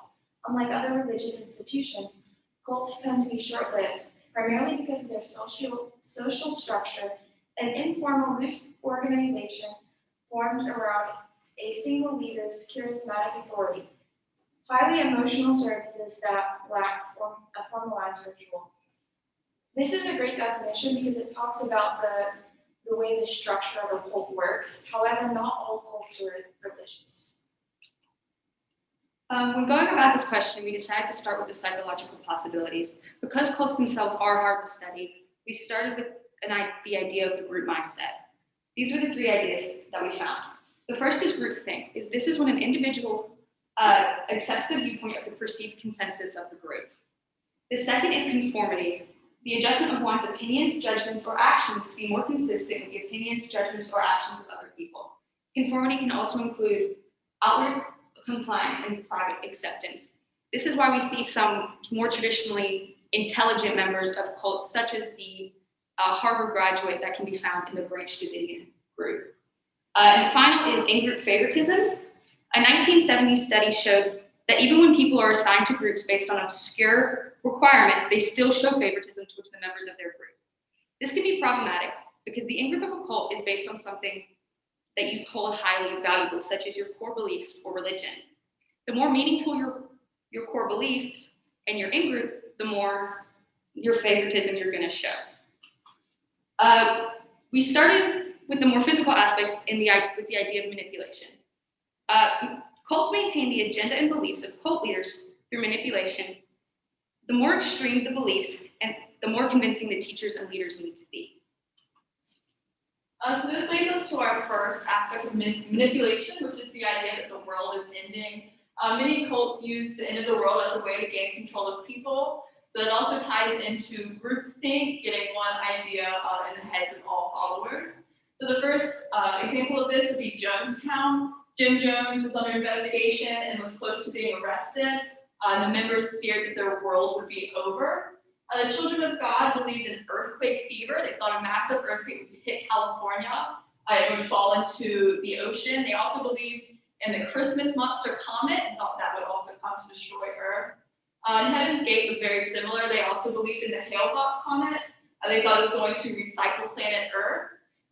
And that they believed that their souls would leave their bodily containers, join an alien spacecraft behind the comet, and take them to the gates of heaven. Targeting the young and vulnerable. There are many cults that target people who are at risk for like dropping out of high school or have already dropped out of high school. While not all of these people are necessarily young, most of them are not older, because most people who are older have like good stability with their finances. So, for example, David Bird would reach out to people who have a lot of economic hardships, and he would pull them into his cult because they were vulnerable and they were at risk to join the cult. One of the defining aspects of a cult is the cult leader themselves. They're typically kind and charismatic, accepting, good public speakers, and believe that they have some sort of God-given authority. For example, Marshall Applewhite of the Heaven's Gate book group thought he was the reincarnate of Jesus and had the mind of God. And similarly, Jim Jones of Jonestown believed that he was the Messiah. Now, this might to us seem crazy, but one of the more appealing draws of Jones's group was that the idea of racial equality, and him and his wife were actually the first white couple in Indiana to adopt a black child. The next aspect of manipulation tends to be a more physical one, and that's the control of property and personal income. Our example for this is Jonestown. Jim Jones really alienated members from the outside world and their families so that he was the sole provider of their every need. Upon arrival to their compound in Guyana, members were forced to give up all passports and money, so they had no way of making life outside of the cult. And then the compound was surrounded by armed guards. Convicted or escaped members had it feeling more like a concentration camp rather than a community. And this also feeds into isolation. Like I said, the Jonestown compound was in the middle of the jungle in Guyana. People were forbidden from receiving outside news. Jones considered it lies and really coined the term fake news. And then he often manipulated members with blackmail and humiliating beatings, inciting fear. And as we know, if you're beaten and ashamed and embarrassed, you're not going to reach out to family and friends for help. You're going to really internalize that. The Branch Davidians is a great cult to give an example of a cult that used family bonds to manipulate their members.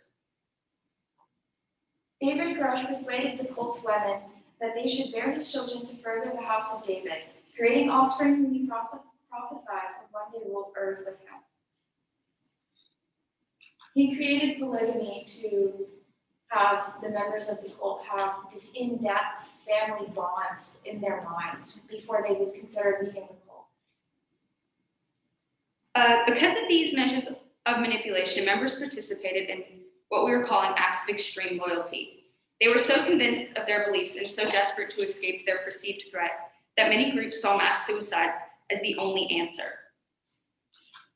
For example, Heaven's Gate, as the Hyldahl comet approached Earth, they consumed phenobarbital mixed with applesauce or pudding and vodka in order to leave their bodily containers and ascend to the UFO that would take them to heaven.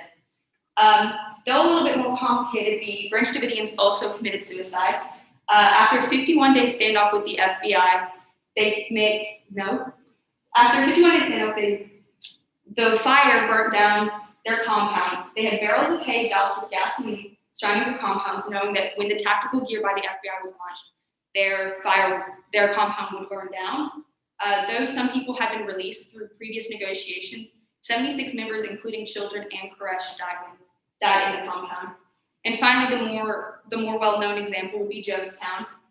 Because of a building pressure of an outside investigation of people being held against their will, they consumed cyanide and tranquilizers mixed with flavor aid in order to escape that pressure. This is where the term "drink the Kool-Aid" was actually originated from. So we look at why does this matter? Why is it prevalent to society today? We really look at that in 3 parts.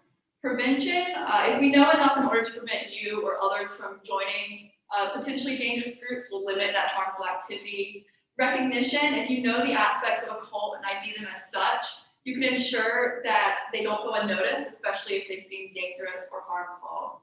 And then understanding. If we can understand how they function, we'll be better prepared to deal and interact with potentially dangerous groups, therefore preventing harm to themselves or other people. References.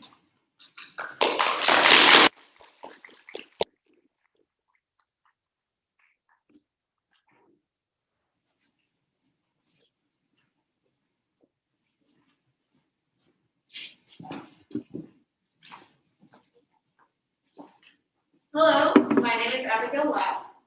I'm Joanne. And I'm Devin Paul. And for our Cornerstone presentation, we will be discussing linguistic discrimination. So to start off, linguistics itself is the study of human speech, including the units, nature, structure, and modification of language. Now, linguistic discrimination is the set of ideologies and structures which are used to legitimate an unequal division of power and resources between linguistic groups. A dialect is a regional type or variety of language, and a sociolect is a variety of a language that's used by a specific social group. As to why you should care, linguistic discrimination usually is not held to the same standard as other forms of prejudice, despite it having many of the same effects in people's personal and professional lives. Therefore, placing more emphasis on this area can help us combat this issue. So this is the question that we use to guide our research into linguistic discrimination. And the way that we chose to address this was by looking at 2 specific cases. So that is African American vernacular English and what are defined as stereotypically gay voices. We ended up finding way more information than we could ever possibly present in a span of 10 minutes, so we just chose some of the most relevant sources to present today. The dialect we chose to focus on is African American Vernacular English, also abbreviated as AAVE. This is a dialect of American English that's commonly associated with, or used by North American Black people. Now, despite ongoing research and a lot of recent spikes in today's society, and with having discussions regarding AAVE, many sources were still older than 10 years old, which isn't preferable. And as a result, this kind of raised some questions on their relevance to today. Another limitation that we had was the response bias towards the standard American English dialect being perceived as the default or neutral dialect. And some linguists also stated that research about auditory discrimination could be challenging to monitor due to the lack of visual cues. And of course, when it came to time, we only had a limited amount of time to research everything, so this resulted in us being able to cover less information than we would have preferred. Now moving on. In this study by Cornell, Isari, and Bob, PhDs in linguistics, there was a trilingual speaker who was familiar with AAVE, Chicano English, and Standard American English. The participants told called prospective landlords in 5 different locales. Each call started with the same introductory phrase, but had different dialects for each one. These tables show that there are distinct patterns when comparing the population of each locale of confirmed appointments to view apartments. AV was shown to have a lower number of confirmed appointments compared to Standard American English and traditionally majority white locales such as Woodside, and Palatal, both having the strongest bias against non-standard dialects. Contrary to this, Oakland, an area with the highest percentage of African Americans, had ABE hold the highest number of confirmed appointments. These results conclude that auditory cues were a factor in purposeful discrimination cases in housing. But this discrimination is also present in courtrooms where the speaker is visible as well as audible. Trayvon Martin was a 17-year-old African-American high schooler who was unarmed and fatally shot by George Zimmerman during a physical altercation. In Martin's case, there were no jury members who were fluent in AAVE during Jantel's testimony. Therefore, they, quote, missed or misunderstood crucial elements in her testimony, end quote, according to a professor named John Rickford.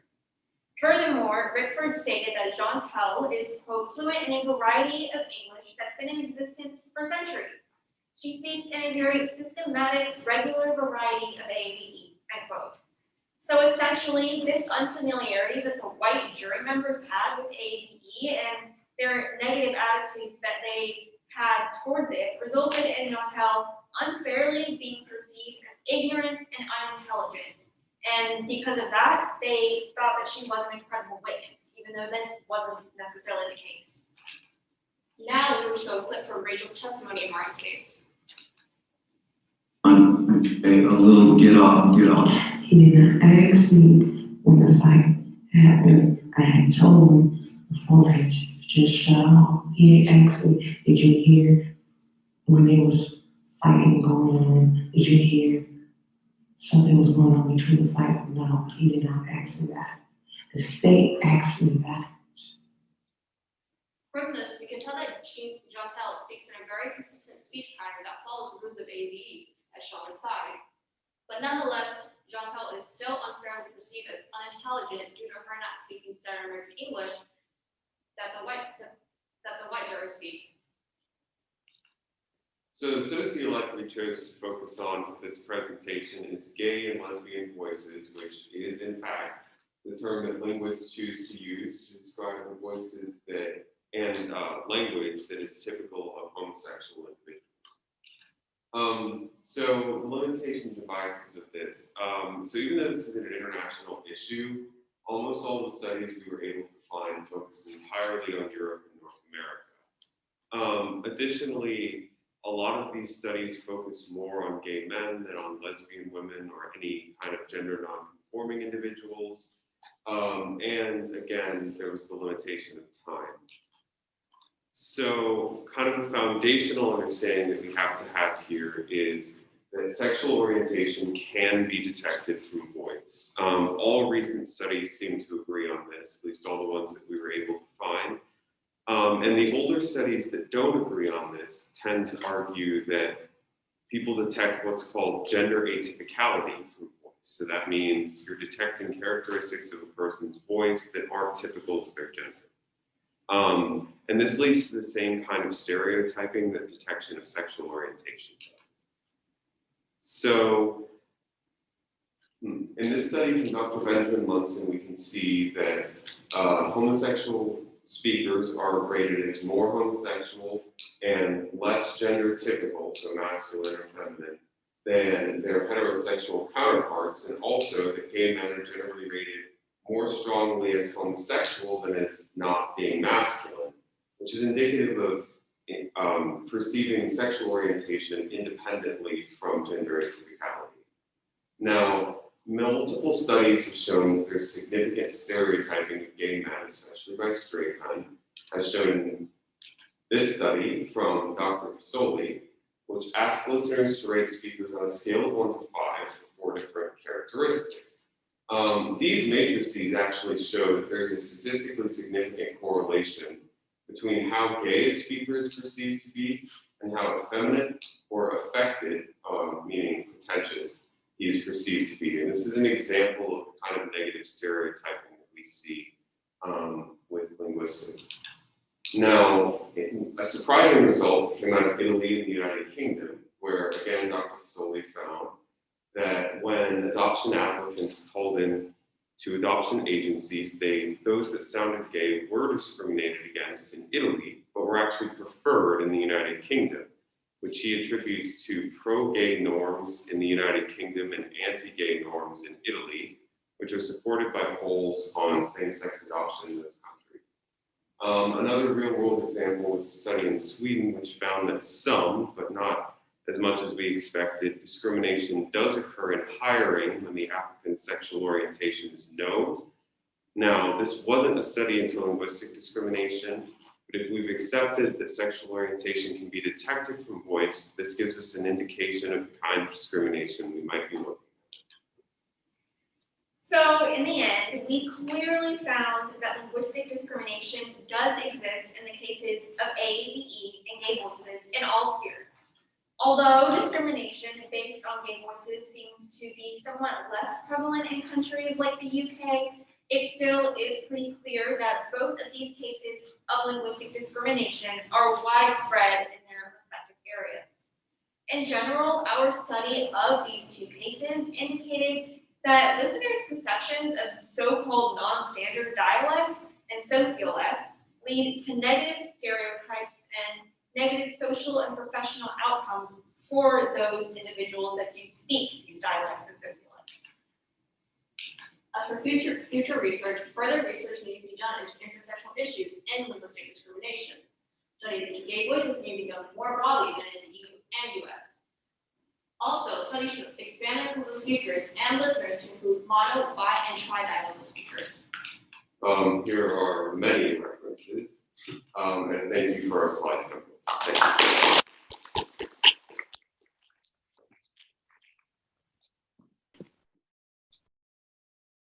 Hi, folks. Welcome to one set of the presentations for Governor's School East Social Science.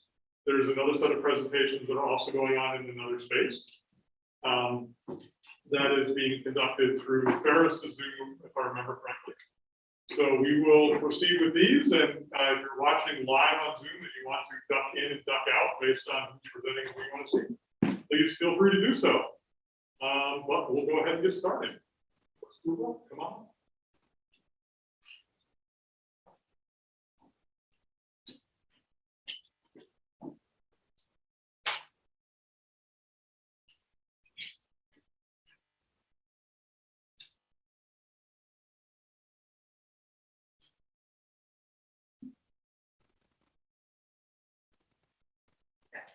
Wifey material.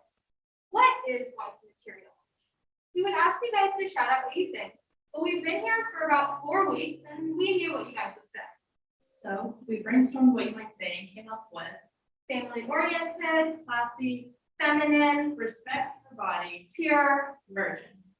And then we would ask you to think about it and take an effective build, pause, and hopefully you would be like, wonder why I associate these things with wives. Simmer and I considered this and thought that respect might be correlated, which led us to pose this research question. Does the sexual manner in which a man views a woman influence how he is able to respect her?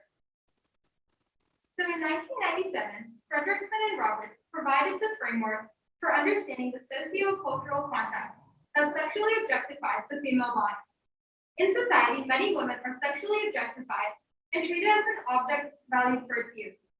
Sexual objectification occurs when a woman's body or body parts are singled out and separated from her as a person, and she is viewed primarily as a physical object of male sexual desire. Freud identified a dichotomy called Madonna or complex, which is the inability to maintain sexual arousal within a committed relationship. This is usually seen among men, and this complex is said to develop in men who see women in a black and white manner, as either pure and virginal or immoral and holy. Within the context of the complex, respecting a woman and desiring her are mutually exclusive. And from a woman's perspective, sexual desire and morality are also mutually exclusive. Freud's conclusion of this was, where such men love, they have no desire, and where they desire, they cannot love. Here's an example taken from sex.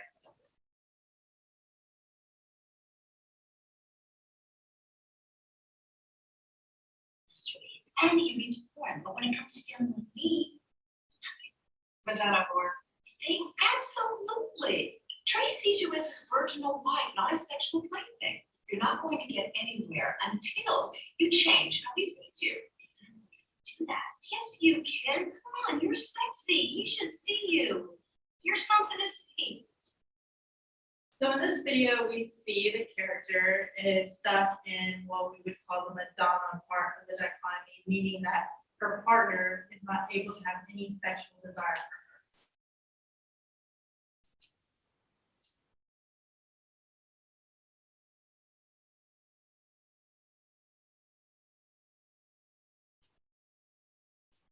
Men who have this complex have only seen women in two lights their entire lives, as sex objects or motherly/lovable figures.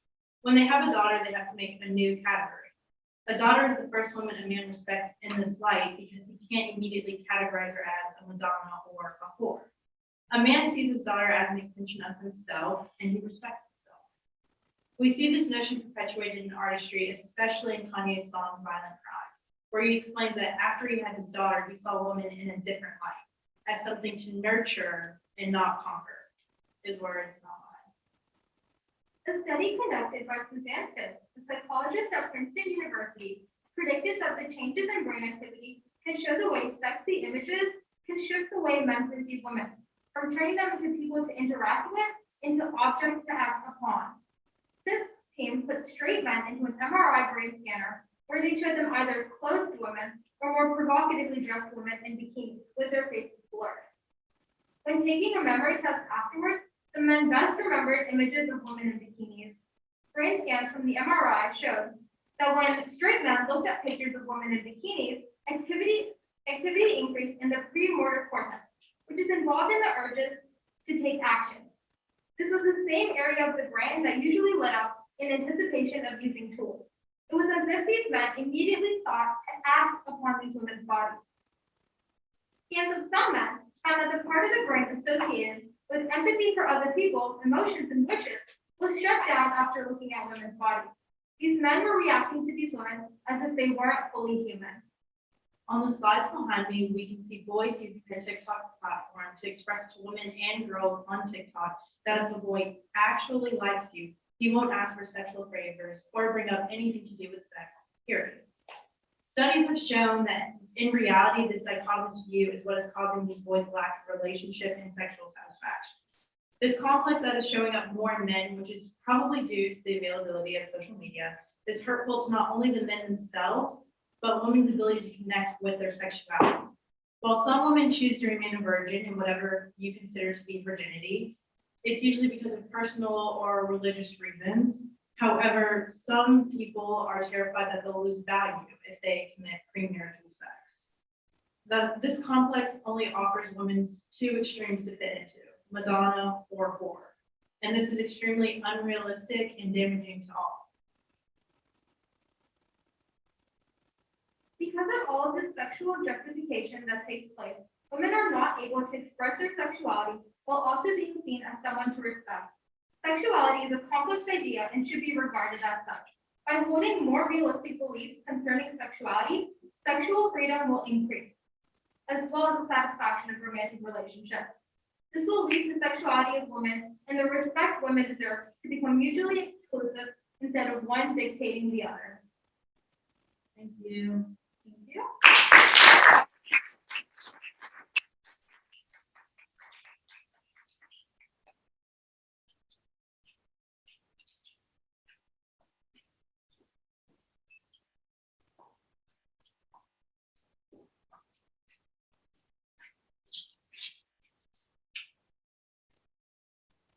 Hi, my name is Tally Farooqi. I'm Jada Strickland, and our presentation is how to identify a killer.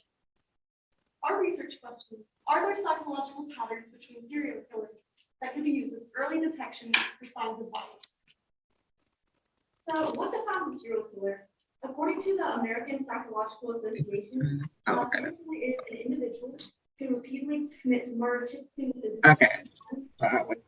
Yes, so she told me to change my name because I was showing as Arlene McCain, the parents not supposed to view it. 90% of them are male, 73% of them are So that's why I changed my name to are under 40 years old. Teresa. Based on motives, and we decided to use the most known model, which is the 1998 Kohman-Eidem model, and it includes visionary, mission, and power/control killings. For visionary killings, the killer feels compelled to commit murder through visions or voices in their head, and this is often associated with schizophrenia. Mission killers feel like they're doing a good deed by getting rid of a certain kind of group of people, whether it's motivated by race or any kind of bias. Hedonistic killers are separated into lust and thrill killings that are motivated by the joy of killing someone. Power/control killings get pleasure from having complete control over their victims and their helplessness, and they're almost always associated with sexual gratification. So one of the most major correlations between serial killers is mental disorders, and most, or not most, but a lot of them have been diagnosed with some sort of disorder, and those can vary, but there are three that are more common. The first one is borderline personality disorder, which can include impulsiveness, mood swings, low self-esteem, and relationship issues. And some serial killers who were diagnosed with this are Ted Bundy and Janani. The second one is antisocial personality disorder, which can include lying, disregard for safety, disregard for feelings of others, theft, impulsivity. And some serial killers who were diagnosed with this are Evelin and Jeffrey Dahmer. And the third one is schizophrenia, which can include delusions, hallucinations, the inability to function, withdrawal from friends and family, and isolation. And some killers who were diagnosed with this were David Berkowitz and Ed Geethika. If a killer was diagnosed with a disorder, when they go to court, they can try for an insanity plea. This is defined as a plea in court of insanity as a reason or excuse for committing a crime. They will often do this to increase their chances of getting a lower sentence or mental health. And those who have been successful in the insanity plea were sent to mental hospitals to help instead of given a life sentence or a death penalty. A couple examples of this: Andrea Yates got an insanity plea during a retrial 6 years after she was sentenced to life. She was found to have had severe postpartum depression at the time of her murders and was instead sent to a state mental hospital. John Wayne Gacy submitted an insanity plea. He claimed that he had an alternate personality that committed his killings, but they found no evidence of this, and so he was found sane at the time of the murders and was. So, along with mental health, one of the most explored reasons for why serial killers commit murders is childhood abuse. And according to the World Health Organization, child abuse is defined as all forms of physical and or emotional treatment, sexual abuse, neglect, or negligent treatment, or commercial or other exploitation, resulting in actual or potential harm to the child. And these are mostly broken up into three different types, which is physical, psychological, and sexual abuse. So physical abuse can lead to anger, rape, torture, and hiding/moving the body. Psychological abuse can lead to a need for money, fast killings, overkill, and various methods of disposing of the body. And sexual abuse can lead to a need for power, rape, fast killings, and mutilations of the victim.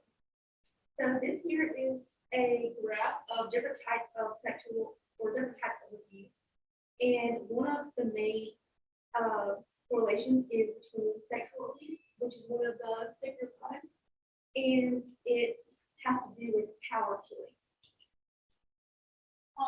So one of the more recently researched correlations is physical trauma, trauma to the head, especially at a young age.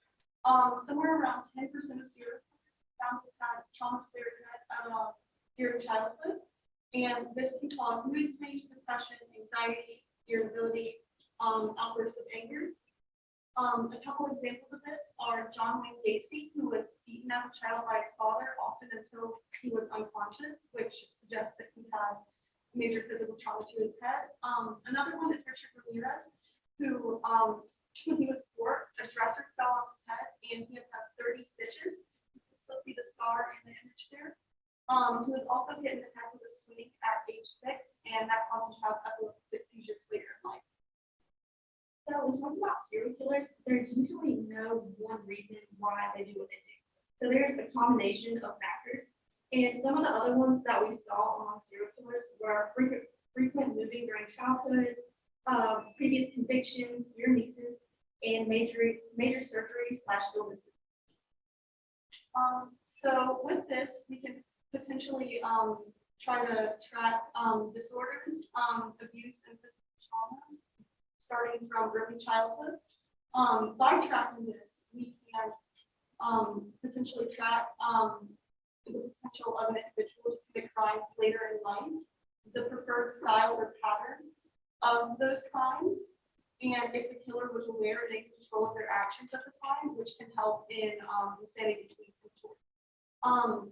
Through this knowledge and research, we can hope to understand the patterns of behavior and predict the future in the case of an active killer. Potentially give out more fair sentences and give help to those who need them. And continue to research and discover the patterns of both killers in the past and those in the present. So in conclusion, there are certain expressed patterns and precursing events in person's youth that can lead to them becoming a serial killer in their adult life, but this is not causation. It's merely a series of strong correlations, and which leads us into our issues and further research. So it was hard to get accurate research because a lot of the infamous serial killers were from the 70s and 80s, and they didn't have the type of tools that we have now. And we only studied U.S. serial killers, so it'll be interesting to compare those to different disorders in other countries.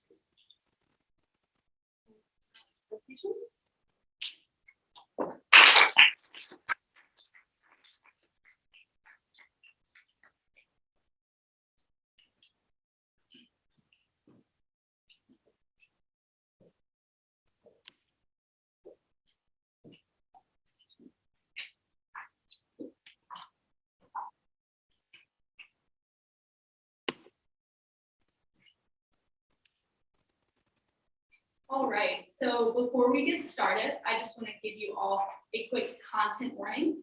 Throughout our presentation, there will be mentions of sexual assault, rape culture, rape, as well as sexual misconduct. We will not be going into any sort of specifics, but of course, please leave if you feel. So with that content warning, we are brought to our research question, which is how have K-12 schools perpetuated the existence of rape culture? Raise your hand if you have ever been dress coded. Okay, you can go ahead and leave your hand up if the reason for your dress code was because what you're wearing was said to be distracting to male peers or male teachers. Okay, you can go ahead and put your hands down. This question is something that made me and Elena first aware of the objectification of women that is widely seen throughout schools and in our society as a whole. And it made us want to go deeper into this idea of rape culture in schools, which leads us to our definitions that we use for rape culture. So we have two definitions that we're going to be referring to. The first one says rape culture is an environment in which rape is prevalent and in which sexual violence is normalized and excused in the media and pop culture. Rape culture is perpetuated through the use of misogynistic language, the objectification of women's bodies, and the glamorization of sexual violence, thereby creating a society that disregards women's rights and safety. The second definition we're using says rape culture perpetuates the belief that victims have contributed to their own victimization and are responsible for what has happened to them. All right, so why is this important? Well, rape culture is a concept that we see deeply ingrained within our school systems, whether it be the culture on men's sports teams, locker room talk, or the objectification of women's students. Because of this, we formed our research question, which is how have K-12 schools perpetuated the existence of rape culture? So let's move into our method. To begin our research, we asked ourselves, what really is rape culture? We then compiled a variety of different definitions, as we saw in the previous slides, and we used those as our guide to what rape culture is.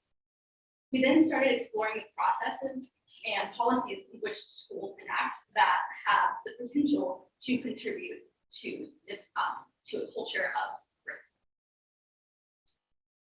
So through our findings, we found many policies that high schools implement that could possibly contribute to rape culture, but in order to keep our research more narrow, we focused on two main subjects, which is the mishandling of sexual misconduct and sex education in the US.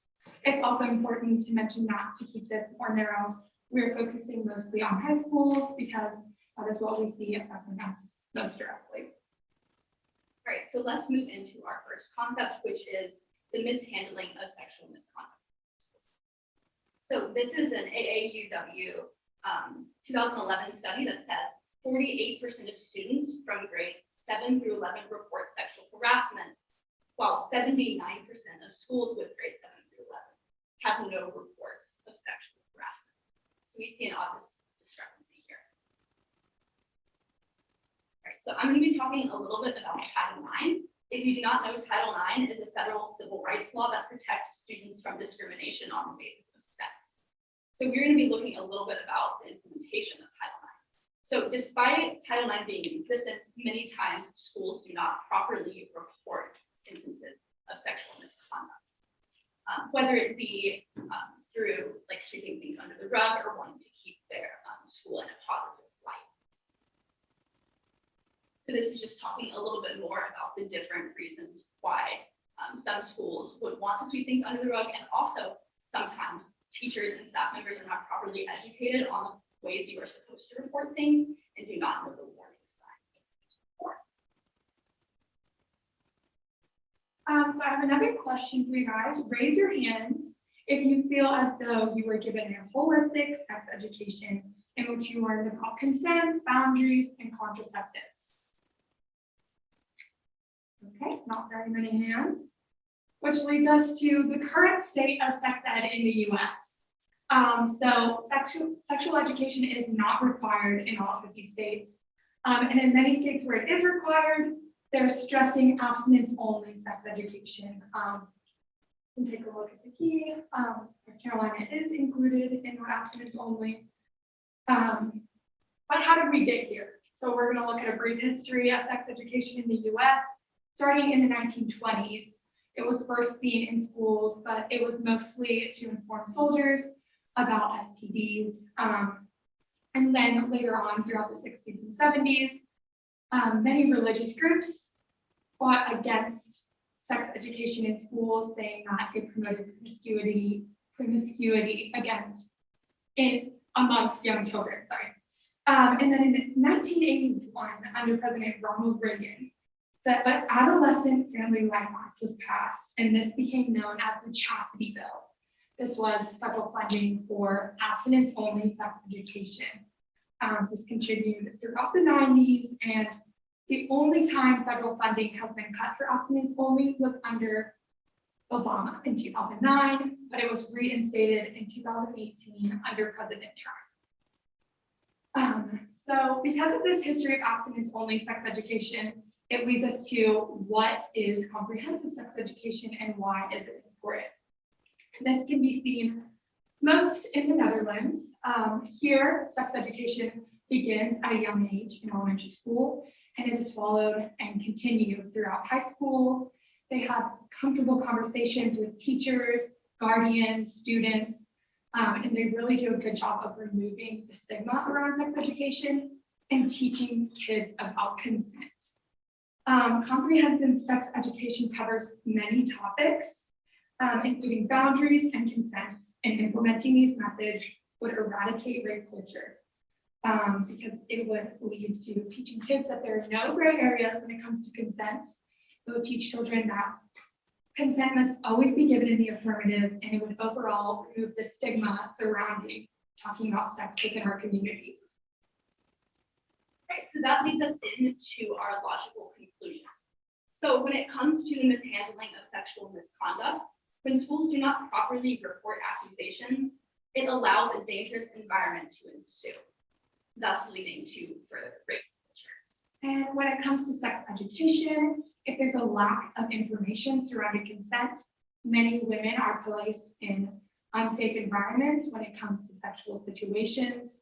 So through the mishandling of sexual misconduct and the lack of proper sex education, our conclusion is that K through 12 schools have served to perpetuate rape culture.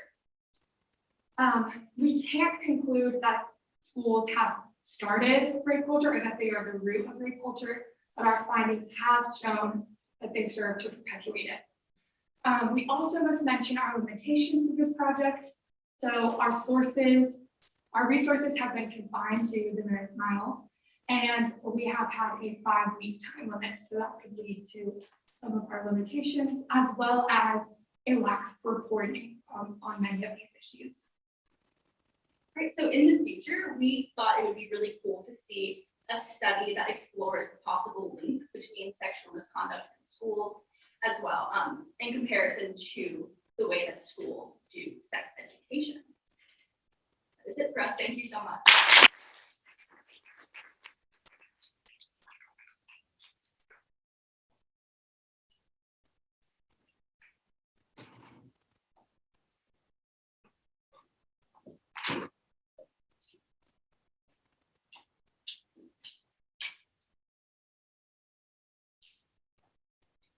Hello everyone, my name is Janani and this is my partner Sawyer, and today we're going to be discussing safe injection sites and their effect on overdoses and drug uses within a community. So before we get started, we must give you a quick content warning. Throughout our presentation, we will be discussing drug use, drug overdoses, and drug-related deaths. However, we do primarily focus on ways in which to prevent overdose. However, we know this may be an uncomfortable subject for some, so feel free to either leave the Zoom room or walk out of the room at any point throughout our presentation. So, I'm going to give you a quick introduction on the drug problem in America, as well as discussing what a safe injection site is, and Sawyer will take it over to research and conclusion and our analysis that we created with statistics. So, the rising drug problem in America. We all know it's a problem, so let's look at it. In 2000, we see a major increase in drug overdoses because we see an increase in Oxycontin and heroin flooding the markets. In 2017, the U.S. declared an opioid epidemic, and it was declared a public health emergency. Due to that, we have an increase in funding, and we create public health campaigns such as the DARE program, which we all participated in elementary school. From this graph, you can see that from 2010 to 2019, the number of drug-related overdose deaths almost doubled from 38,000 to 40,000 in a 9-year span. So, how do we fix the problem? There's a couple ideas that have been tossed around. One of them is the decriminalization or reduced sentencing for those who possess drugs, placing a harsher sentencing on those who deal drugs. Secondly, others argue that we need harsher sentencing for possessing the drugs. Whereas the more common approach that we're hearing now is the increasing the funding for health services and treating it with mental health services because addiction is a mental health disorder. However, we are focusing primarily on safe injection sites, and our goal is to answer our research question, which is how do safe injection sites affect the health and long-term outcomes of drug users? So, what is a safe injection site? That's the question we're here to answer. So, a safe injection site is sometimes run by the government, but not entirely. And it is a supervised facility in which individuals are able to inject illicit drugs. They can get needles and syringes here, and there's also staff on hand to treat an overdose if one occurs, as well as the goal is to lead us into a treatment program and recommend individuals to that route. So the 4 main goals, as I hit on previously, the first one is to decrease drug use, which is the big one that we are looking at. And that is by providing access to drug treatment programs. Secondly, we want to decrease the harm associated with drug use. And this occurs in 2 ways, which is decrease overdose deaths and provide health education on hygienic drug consumption. Third is to reduce publicly discarded needles. We can all walk around on the street and we see needles everywhere. And that's a major health concern due to, number 4, the spread of diseases such as HIV and hepatitis C. So, where are safe injection sites? They're typically placed within areas of high drug use and overdose rates, and they're typically placed within urban settings. However, they're in urban settings not because there's more drug use necessarily, but because there's more resources and they can cater to a larger audience. There are currently safe injection sites located in Canada, Germany, and as well as many other places, and Sydney. And Sydney's where a lot of our research and statistics that Sawyer's going to get into come from, and it's called the Sydney MFC. So if you see that, that's what we're referencing. So as you probably noticed on that list of places that have safe injection sites, the United States was not on the list. So in 2018, a nonprofit called Safe House was funded with the intent of creating a safe injection site. This obviously caused some controversy and then went to court, and the Court of Appeals ruled that it broke what's called the Crack House Statute of 1986. This was when Reagan was in office, and it was a big war on drugs era, and it said that a facility cannot be used for the use, storage, and selling of illicit drugs. And until this is repealed, the idea of a safe injection site being open within the U.S. is slim to none. So now I'm going to pass it over to Sawyer for the research. Okay, so looking at our research, we really looked through various sources like Google Scholar, Statista, and ProPress Central to find the most relevant information on safe injection sites and how they will affect overdoses and rehab in the community. We compiled these things and sifted through them for the most relevant information to tell you about. So beginning off, the first big statistic we were presented with when we looked at safe injection sites was that there have been 0 overdose-related deaths at any facility in existence currently. These facilities tend to stop overdoses, particularly related to heroin. I believe at the MSIC, 80% of heroin, 80% of overdoses at the MSIC were because of heroin, which poses the largest risk. And they all of them see overdose rates in and around the facility. We can see drops in overdose rates around the facility, which leads us into here of the MSIC's actual overdose rate drop compares and ambulance attendances. So ambulance attendances in the King's Cross area where the MSIC is located as compared to New South Wales, the province in Australia as a whole. So we saw that there was a statistically significant drop of 7% more in King's Cross area as compared to New South Wales, but there was a large heroin shortage right before the creation of the MSIC. So there may be some disparity in the statistics where we can see that maybe this area was more affected or things like that. But we can still see in the actual statistic is that there is a stability in the overdose rate as a whole with the introduction of the MSIC as compared to the toll of New South Wales, which has a more volatility. And then we lead into the types of drugs used there can have negative effects. So as I previously mentioned, heroin is the main overdose problem. But these facilities also allow for other drugs like cocaine and amphetamines, which do not pose as much of a large overdose rate, except if they're cut with things. The more present problem with cocaine and amphetamines is that they have lots of long-term problems. They're uppers, so you'll experience problems like varicose veins are actually something that you can do with the damage of the blood wall. You can get brain hemorrhages, an increased risk of Parkinson's disease involved with amphetamines. There are huge problems with allowing these users to use these drug facilities because they could be using more and affecting themselves in more negative light. So looking at what the problems are with safe injection sites, or at least in the MSIC. So that overdoses in the MSIC were twice as high as compared to the rest of the area. And that was because, as stated in the MSIC's own report, that the individuals may have been using more because of the medically trained staff on site. There's less of a risk for them to overdose and die, so they can, use more cocaine, use more amphetamines, use more heroin. So the risks associated with that can also increase. So looking at long-term outcome of drug users, we can see that initially in a Swedish injection site, we can see that 2 users out of 15 in a Swedish study claimed that they had lowered their drug use because of the facility, but in comparison, 5 said that it worsened their habits, which could lead back to that they were using more and that they were attracting higher risk clients. But in more positive light, we can see that Toronto facilities and Vancouver's facilities both caused an increase in uptake of detox facilities where it's providing a bridge for clients to go to detox facilities and better themselves and get over their overdose.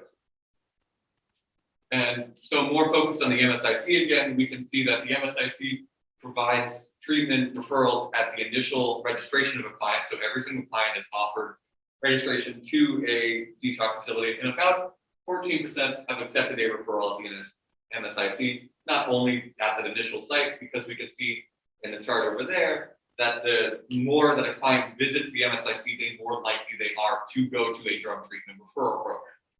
But we also see that the MSIC offered broker treatment referrals, which were quite effective in the fact that every single client that was offered a broker treatment accepted it, and of those clients, 66% of them had positive outcomes of where they are no longer on drugs or they are still in rehab facilities bettering themselves.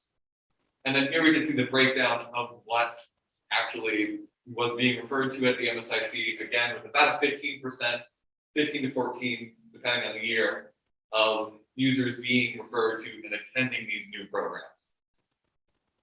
So in conclusion, looking at safe injection sites as a whole, we need more research to fully understand how these things affect. We can see a lot of positive outcomes, but these positive outcomes can also be associated with, the heroin shortage, or that the amount of overdoses that they're stopping have been almost effectively doubled because they have medically trained staff on site. But we can see that they are providing a strong bridge from the facility to detox referrals. We can show that through clients more actively accessing these referral programs, like the Vancouver facility with their 30% uptake compared to previously. So we need longer term studies to also see the effects of cocaine and amphetamines and how the increased use of drugs at those facilities are going to affect in the long term. So, and these will be our sources. Thank you, guys.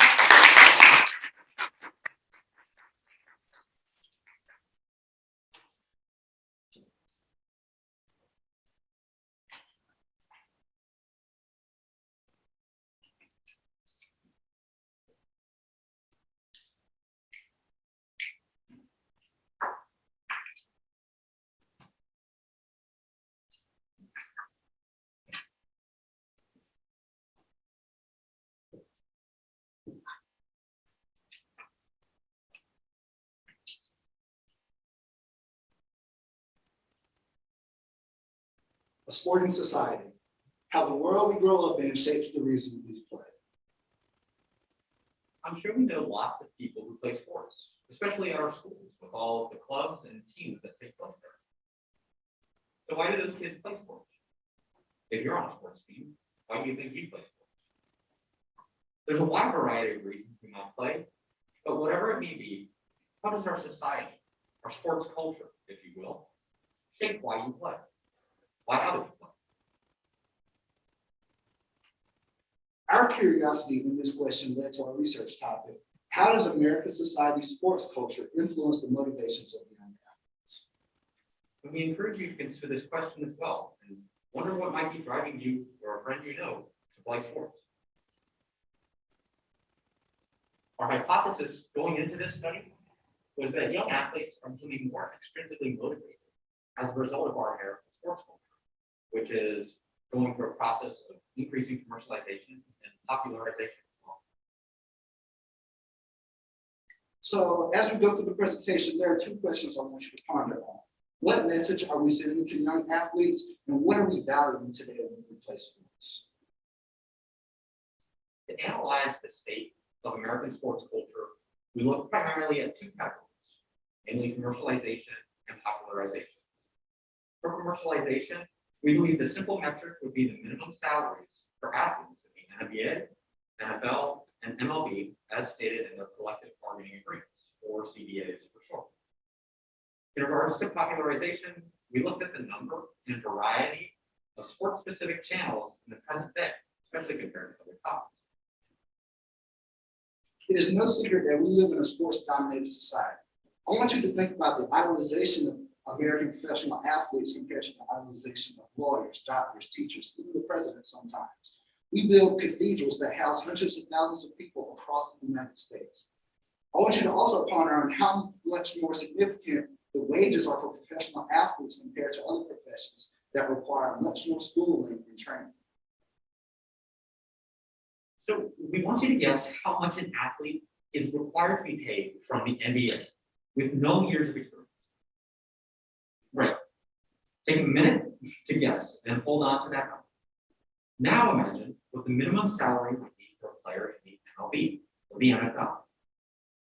The reality is that according to the official collective bargaining agreements, NBA athletes with no minimum years of experience are paid a minimum of $900,000 a year. For the MLB, that number is slowly approaching $600,000. And for the NFL, players will be paid a minimum of $1 million by 2030, with no years in the league. I want you all to hold on to those numbers and compare them to these. These are the average salaries among a lifetime of many different professions that require much more schooling or training. A chemical engineer, which requires at least 4 years of schooling, will make almost $2 million across a lifetime, compared to an NBA player or an NFL player that'll make $2 million in their first 2 years of playing, with almost no formal education. Think about as a young child, you seeing these numbers. Why would you want to go to school? Why would you want to pay to go to college for 4 to 8 years where you can dribble or throw a football and make the same amount of money in less time? Athletes seem to be making quite a hefty sum of money, but are they getting a hefty amount of coverage as well? Well, let's consider some of the sports channels that we might watch on a regular basis.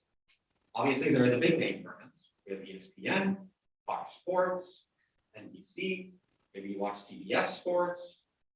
Then we begin to consider the Big Ten. Maybe you're into college sports. That's great. We also have AFN Sports. It's a little smaller, but it's still there.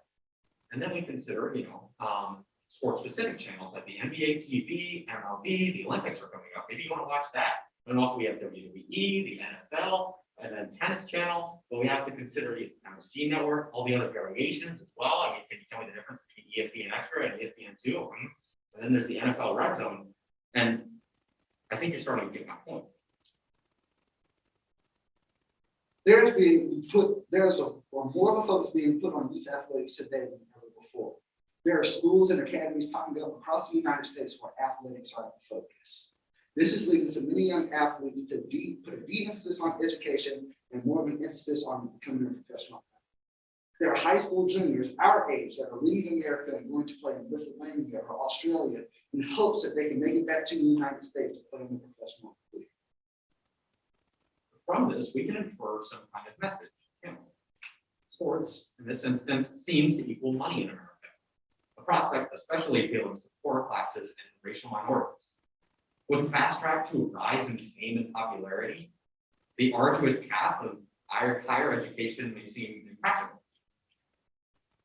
The gap in current research is wide, but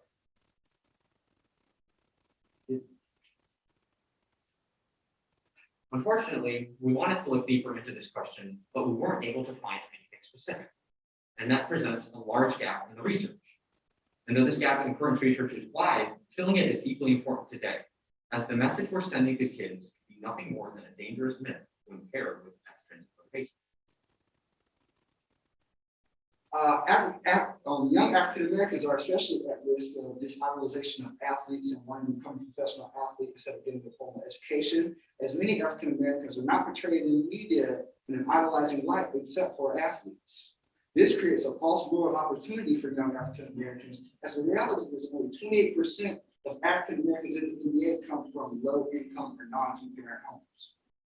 And in fact, according to PhD sociologists like LeGros and Adams, their research into the demographics of the NBA in regards to the player demographics has led them to believe that the hopes that some of these children may have are, quote, virtually unattainable, especially in regards to disadvantaged African Americans. And for athletes in general, the prospect of making it, as it were, is a stacked mountain of odds. If you want to make it beyond high school in any fashion, studies have found that your odds may be at 17 to 1 at best to go from high school to college for football. Now, this source is dated, but it should go to show that the chances haven't been high to begin with. Another disadvantage of becoming a professional athlete is the lack of job security and the lack of longevity in your careers. This chart is a breakdown of the longevity of NFL careers broken down by position. This has led to 78% of former NFL players and 68% of former NBA players facing financial hardships after retirement. It has been reported that 15% of former NFL players after retirement have filed bankruptcy within 12 years of retirement. A step in the right direction. As of July 1st, 2021, the NCAA has passed a bill that now allows collegiate athletes to be paid for their image and likeness. This discourages the rush to become a professional athlete, especially among young African Americans who come from poverty, to make it to the professional league where they feel they have to provide for their family. Now they can stay in college with a formal education while being compensated. However, even this might have some limitations.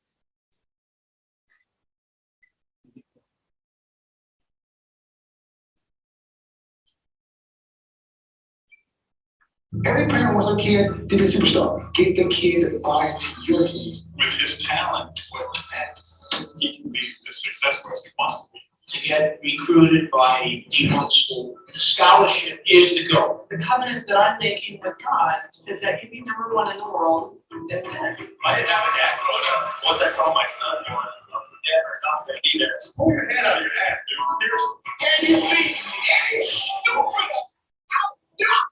The first thing that get drunk, so you want to smack it in the mouth. I want to be one somehow, some way. I didn't do everything I could.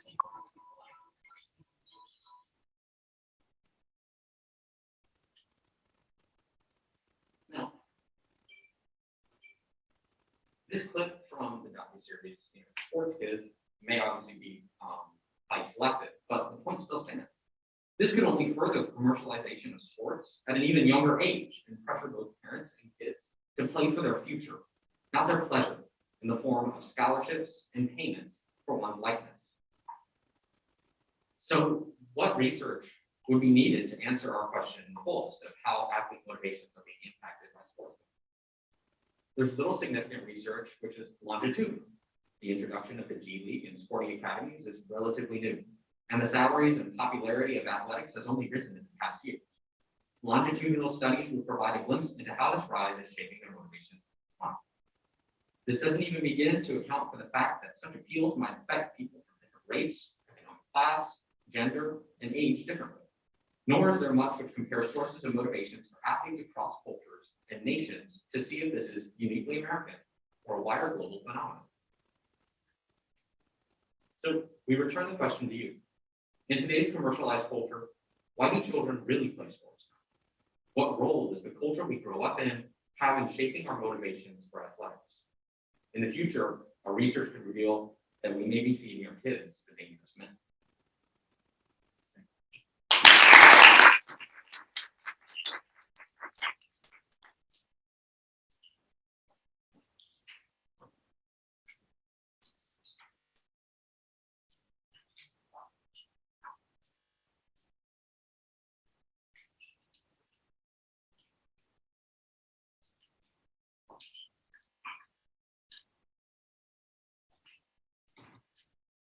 Right. Hey y'all, I'm Abby Guys. I'm Maya Davidson. And today we are going to be talking about the digital divide and the achievement gap in education.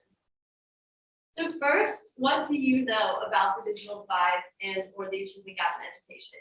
Just shout out a few things if you feel comfortable. Yeah. I know that schools have a lack of access to computers,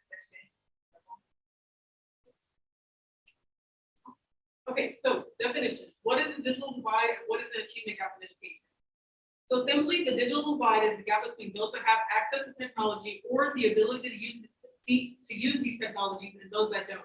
Oftentimes, it's misinterpreted that the digital divide is just the gap between those that have access to technologies. So oftentimes, people tend to forget that you fall victim to the digital divide if you don't have the ability to use these technologies, whether that's through broadband internet access or the skills to use it. The achievement gap is any significant or persistent disparity in academic performance or educational attainment between different groups of students. As society moves towards technology and schools become more technologically dependent, Students that don't have access to computers or laptops or tablets fall behind, and disparities can be shown in test scores, grades, course selection, and dropout rates. So the question we are exploring in our research is there a correlation between access to broadband internet and the achievement gap in education? So our method for answering this question is examining the digital divide on a national and local level, with local being the state of North Carolina. So we researched where broadband internet is readily available and if this access or lack thereof leads to an achievement gap in education. So Maya is going to start by talking about the national level. So looking at this chart, the yellow represents urban areas, the red represents the United States as a whole, and the blue represents rural areas. From 2013 to 2017, we are constantly seeing that rural areas have been behind urban areas and have been lacking through access to 25 megabits per second broadband internet. One thing that this chart does not take into consideration is whether or not these people are able to afford the internet. This chart just takes into consideration the cell towers and the amount of area that they are able to reach. This chart, specifically the middle chart right here, takes into account the broadband access in non-metro and metro areas. The percentages are lower than the chart before because 66% people in non-metro areas are able to afford internet, while 80% in metro areas are. So specifically looking at education, looking at the dark orange, bachelor's degrees are higher. In rural areas in 2019, 21% had a bachelor's degree or higher, and in urban areas in 2019, 34.7% had a bachelor's degree or higher. This chart shows disparities throughout education and the attainments after college. So the digital divide in all areas. 25% of school-age children live in households without broadband access or web-enabled devices such as a tablet or computer. This was done in 2017, but there has been progress to close the digital divide. The global market for PCs is experiencing the largest growth in the past 20 years, with nearly 80 million units sold in quarter 3 of 2020. According to a study done by Broadband Now, supported by the FCC, Federal Communications Commission, 42 million Americans still don't have access to broadband internet, and this was done in October of 2020. So COVID-19 and its impact on the digital divide. Without surprise, the COVID-19 pandemic has impacted the digital divide.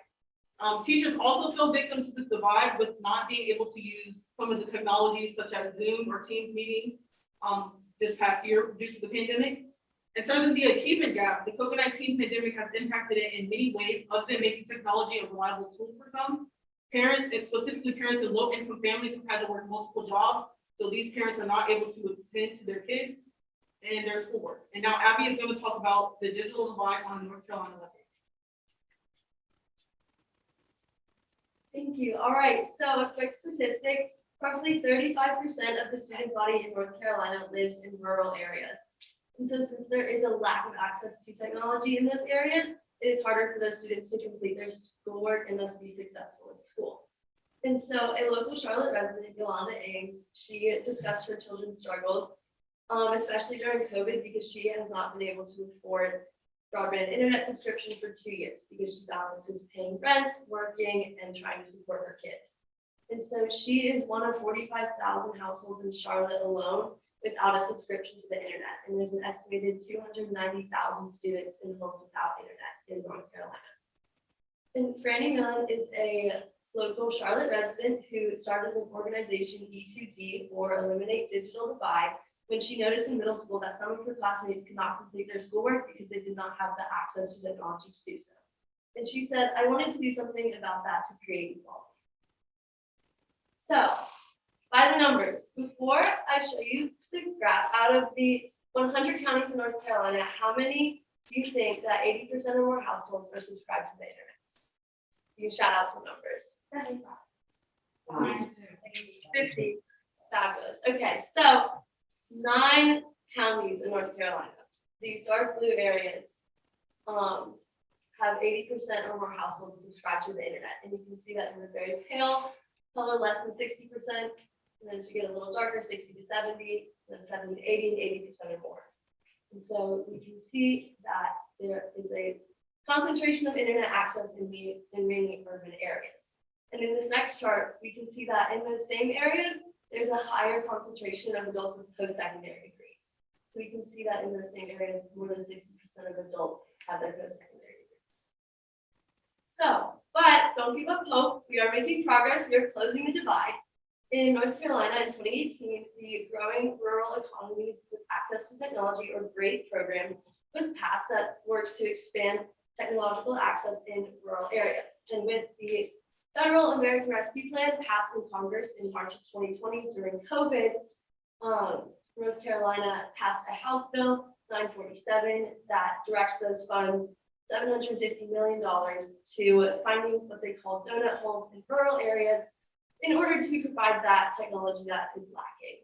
And so even with this increased broadband internet access, more needs to be done because students need to know how to use these technologies that they now have access to.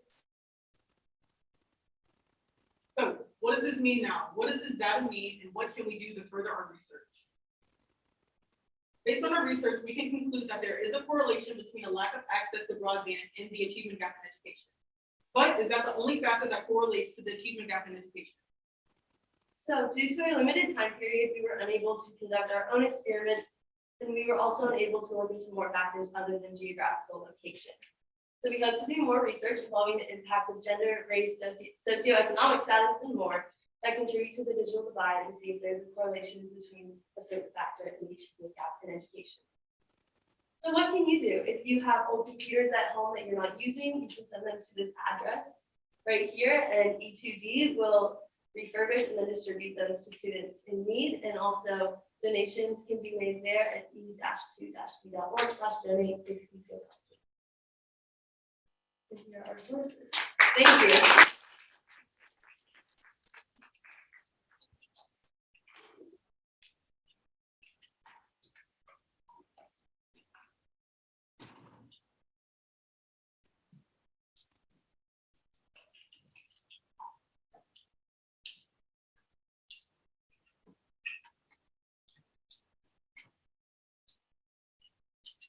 Hi, I'm Sufia. And I'm Sufia Singer, and we're going to be talking about the effects of social media on teenagers. First, we're going to look at this chart of the prevalence of social media in teens in the US. So if you're looking at the first 8 percentages and see that 81% of teens use social media and 73% of teens use social media at least daily. So we're going to look at this. Y'all can use this QR code, and it's going to ask you one question. And it's going to talk about whether social media has positively or negatively, which is our question. Let's give you a few seconds.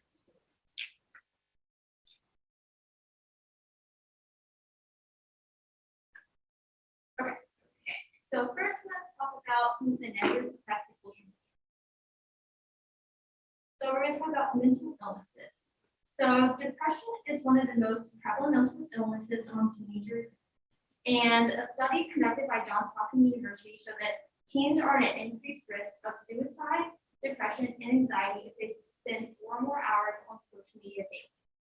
There are also, it has also been found that it's common for teens to feel emotionally unsatisfied when going on social media because they see people who they deem as wealthier and prettier, which can make them feel socially isolated. Now we're going to talk about anxiety, which is a very prevalent mental illness along like youth too. According to the Pew Research Center, 54% of teens believe they spend too much time on their phone, and 56% associate the absence of their cell phone with loneliness, being upset, and being anxious. This can snowball into social anxiety because teens are so used to communicating online that they feel anxious when communicating in a real world setting. Now we're going to talk about addiction. Although not many people talk about it, social media addiction is a serious problem. The American Psychiatric Association even added internet addiction to the handbook of diagnostic and statistical manual of mental illness. Some signs of having social media addiction is using it as a coping strategy to escape reality and feeling anxious and irritable when you don't have access. Now we're going to go into development. Earlier in the presentation, we saw that 81% of teens use social media, and teenagers and adolescents' brains are still developing and so are their skills. And we also form a social identity, so social media plays a big role in this. Attention spans have been shortened due to social media because we get so much information in short increments of time that we need more stimulation to keep teens' attention. It also has artificial aspects in social media, like with rejection and acceptance, because in the real world, we see it's more ambiguous, but it's not quantifiable online with followers and likes. There is also unattainable expectations of body image. Social media is one of the biggest causes of lower self-esteem and body image issues.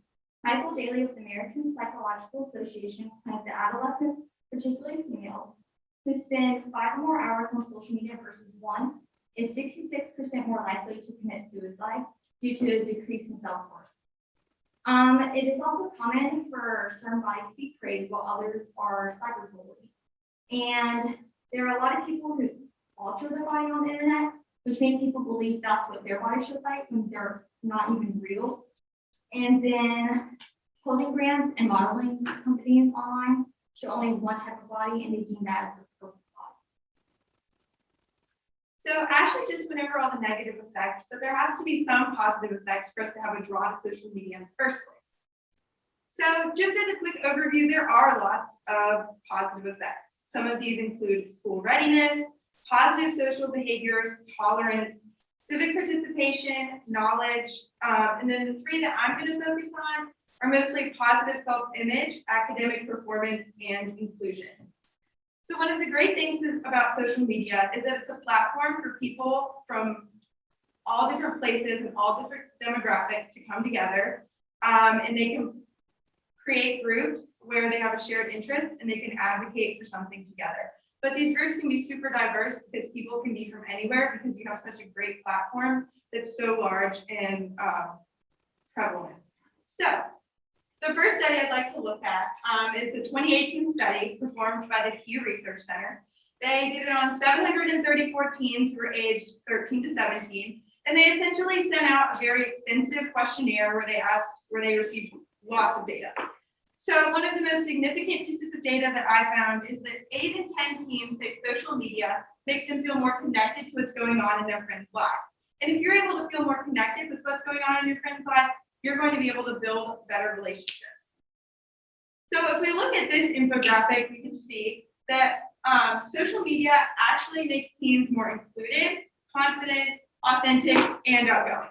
And a lot of times we may think, I don't know if social media makes me feel more included because I may see a post of my friends and they didn't invite me. However, there's so many opportunities for people to come together and form these large groups with shared interests that it makes it a much more inclusive space than what you might find in the real world per se.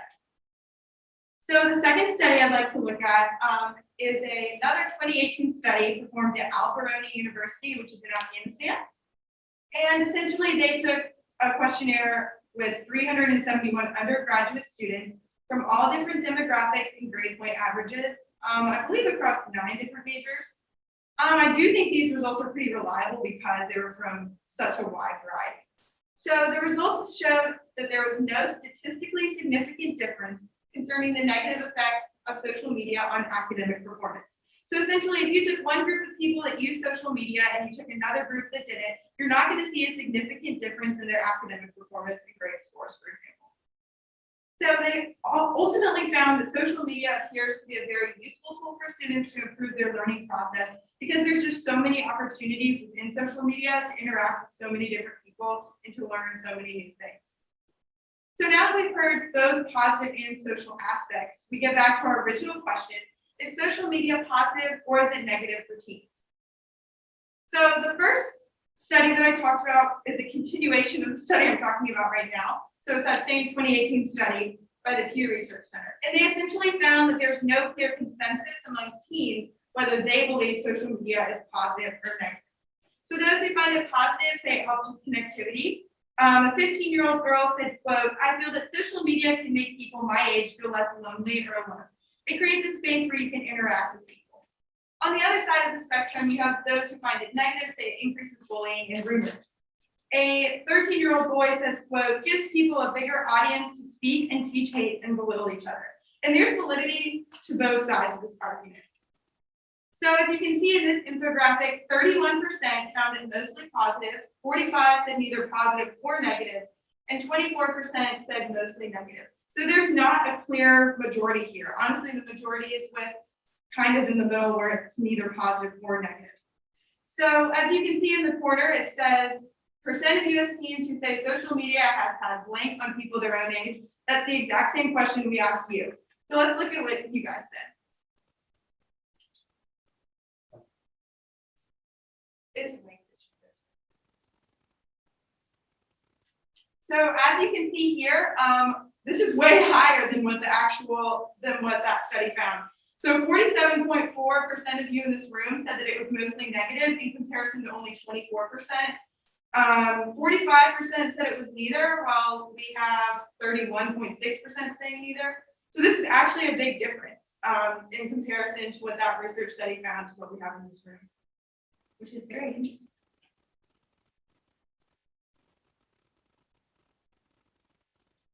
So our conclusion is essentially that yes, social media has both positive and negative aspects.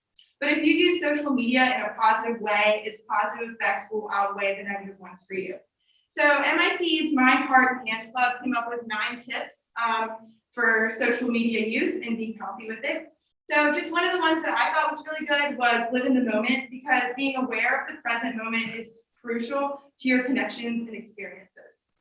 I thought take a break and support others in doing so is very important, because sometimes we need to take a step away from social media, interact with others in real life, and support our friends. And that's it. Thank you.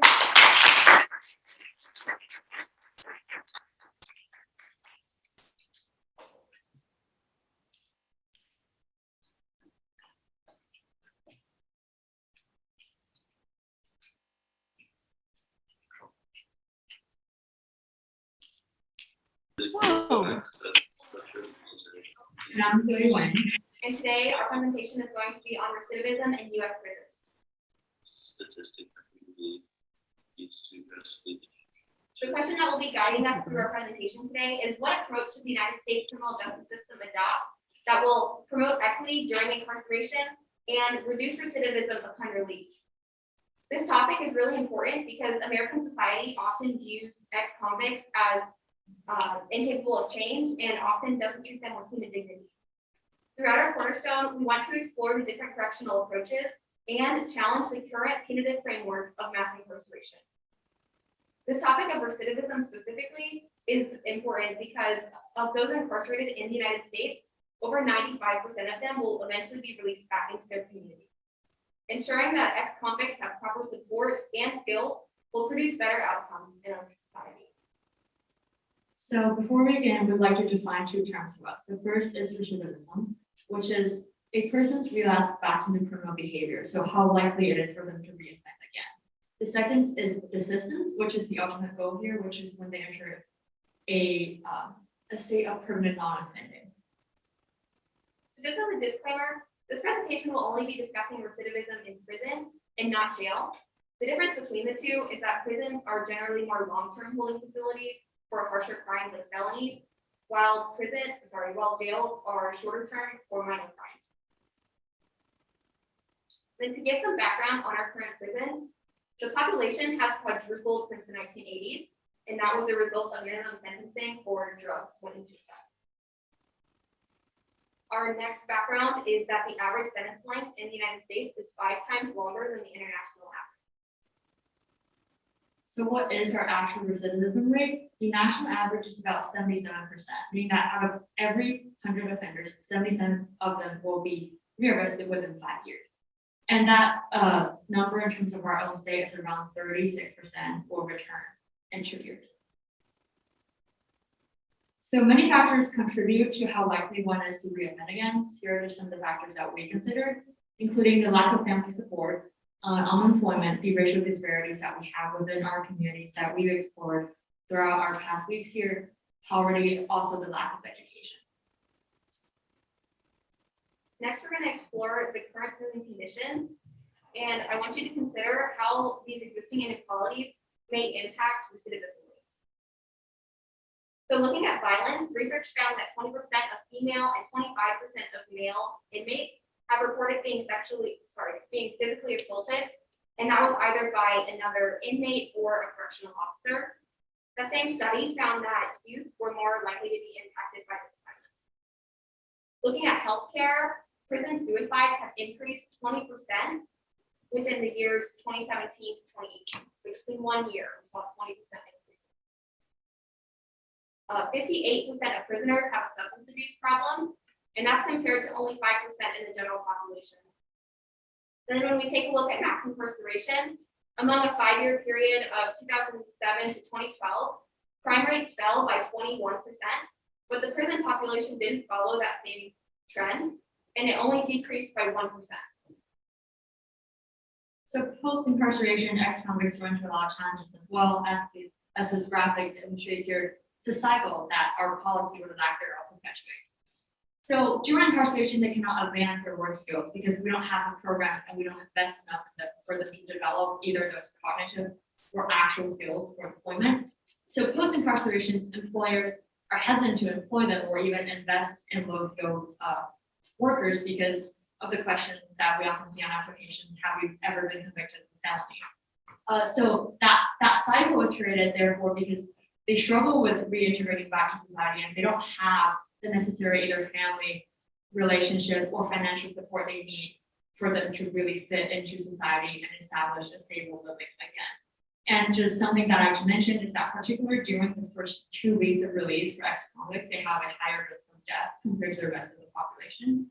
And they also have difficulty holding down jobs even if they manage to acquire one, because of their lack of skills and how they haven't been able to interact with others in a normal way.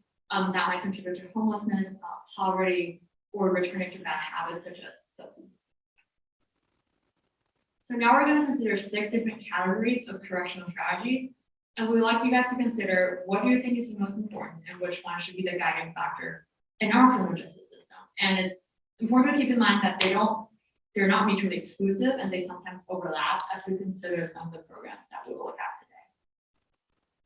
So the first is deterrence, which is just punishment that are meant to deter a criminal from committing that crime again. An example of this might be a fine that one needs to pay as an incentive to not engage in that behavior again. The next one is incapacitation. This deprives the offender of the capacity to commit crimes. An example of this would be imprisonment. Next, we have community control, which is just supervision and supervision within that community. So something like home arrest would definitely fall into this category. The next would be discipline programs. These are very popular for juvenile offenders. These are physically or mentally challenging experiences that change offenders in a positive manner. An example of this would be a correctional boot camp. Next, we have restoration, or so-called restorative justice, which is a definitely newer and less mainstream approach. It's more victim-driven, aiming to hold offenders accountable while seeking to repair the harm visited upon the victim. So this might be in the form of, say, a written or verbal apology, some sort of unpaid work for the family, or just any forms of reconciliation, whether through a community panel or a family conference. And the last method that we're going to look at is rehabilitation. This is programs directed towards challenging the offender to prevent further criminal behavior. This can be in the form of education or job training. And later in the presentation, we're going to take a look at specific rehabilitation programs that are happening now in the United States. So what did we eventually find? Researchers conclude that the most effective model to follow is the so-called RNR model, risk, need, responsivity. So this ultimately means that the one-size-fits-all approach does not work. And treatment programs need to have different lengths and styles to accommodate individuals depending on their risk and their need. So the first step of this would be assessing the level of risk that they pose, depending on how short and how intensive the programs need to be. Second is addressing the needs of the individual, whether that be static or dynamic, so things that have caused them to commit crimes in the first place, and the challenges that they might be struggling with at the moment, such as substance abuse. And then finally, it involves developing personalized methods that suit their personalities and how they learn. Next, we're going to take a look at Norway, which has a drastically different prison system to that of the United States. Norway has a system of open and closed prisons, and these give inmates more responsibilities. They have a better emphasis on helping convicts integrate back into society, and that's through social support services. And we can see that their recidivism rates are only 20%, which is the lowest in the world. Norway follows the model of the Pygmalion effect. And the Pygmalion effect is basically people do better when more is expected from them. So how Norway gives their prisoners more responsibilities, they expect more from them, they expect them to be rehabilitated and function in society, and therefore they see better outcomes.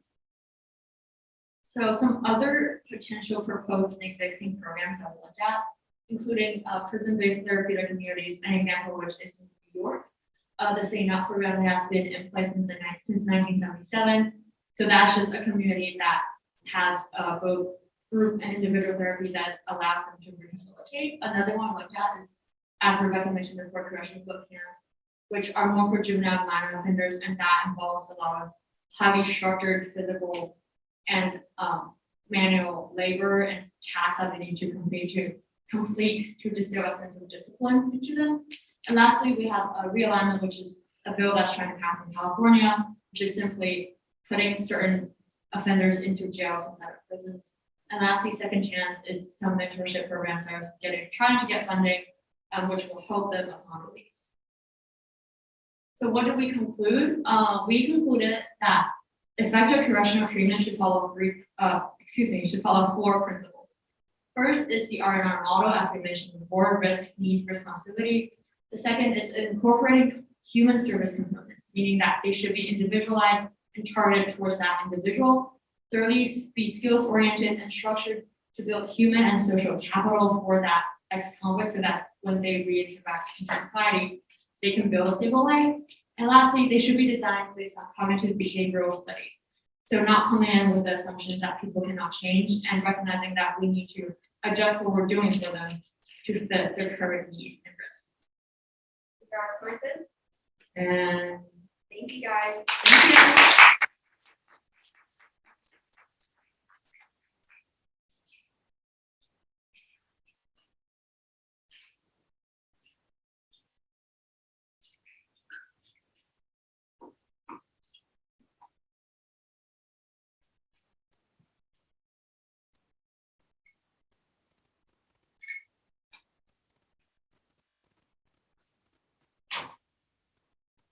Hi everyone, my name is Asha Perez and my research partner is Dante Wobley. This is our presentation, Not Your Fetish, Orientalism, Jezebel Stereotype, and Hypersexualization of Minority Women. As a disclaimer, we will talk about some heavy topics, so please feel free to step out if you feel uncomfortable or head out the Zoom. Okay, so ladies, have you ever been called foreign, obedient, passive, exotic, helpless, or submissive? Or maybe you've been called a hoe, that you're stubborn, bitchy, bossy, angry looking. Or maybe you've been physically touched, ogled, felt sought after due to your ethnicity. Have you ever been looked at by the male gaze or been catcalled? If you answered yes to any of these questions, you are not alone. Many women experience sexual objectification, as it is an issue that you or someone you know has probably contributed to. The media reciprocates harmful stereotypes that often trivializes violence against girls. Don't get me wrong, all women experience this. However, for women of color, hypersexualization is different. This idea has led my partner Dante and I to the following question. Given the idea that racial fetishization is ubiquitous, how does it place a burden on POC women on today's racial head? First, we will talk about the Jezebel stereotype, the portrayal of Black women as lewd by nature, and the descriptive words associated with this are seductive, alluring, worldly, and tempting. Historically, white women are seen as respectable, self-controlling, modest, and even sexually pure. But Black women are often portrayed as innately promiscuous, even predatory. This depiction of Black women has been identified by scholars as the Jezebel stereotype. According to David Pilgrim, Europeans traveled to Africa and interpreted semi-nudity as lewdness. White Europeans locked into the racial ethnocentrism of the 17th century and saw African polygamy and tribal dances as proof of the Africans' uncontrolled sexual lust. Europeans were fascinated by African sexuality, and the genesis of anti-Black sexual archetypes emerged from the writings of these Europeans. The Black male as brute and potential rapist, and Black women as the Jezebel whore. Pilgrims claimed the Jezebel stereotype was used during slavery as a rationalization for sexual relations between white men and Black women, especially sexual unions involving masters and slaves. And the Jezebel depicted Black women as not satisfied with Black men. And we know now, however, that Black women have never had the agency as they were treated as a property of white men. Therefore, the category of rape didn't legally apply to Black women. From Thomas Jefferson to George Washington's men, America's history has been stained with white race of Black women. Although Jezebel stereotype has been characterized with the prevailing image of Black women overlooking stereotypes as loving, unattractive, mothering caricatures of Black women like Aunt Jemima, for example, scholars are now beginning to develop more complex theories on Black women. Among the new theories is the concept of ungendering. Ungendering is a phenomenon that strips Black women of their femininity and compares to the delicate white woman. Additionally, ungendering and Jezebel stereotype doesn't have to be mutually exclusive. One can be both portrayed as emasculating while being sexualized and objectified by the male.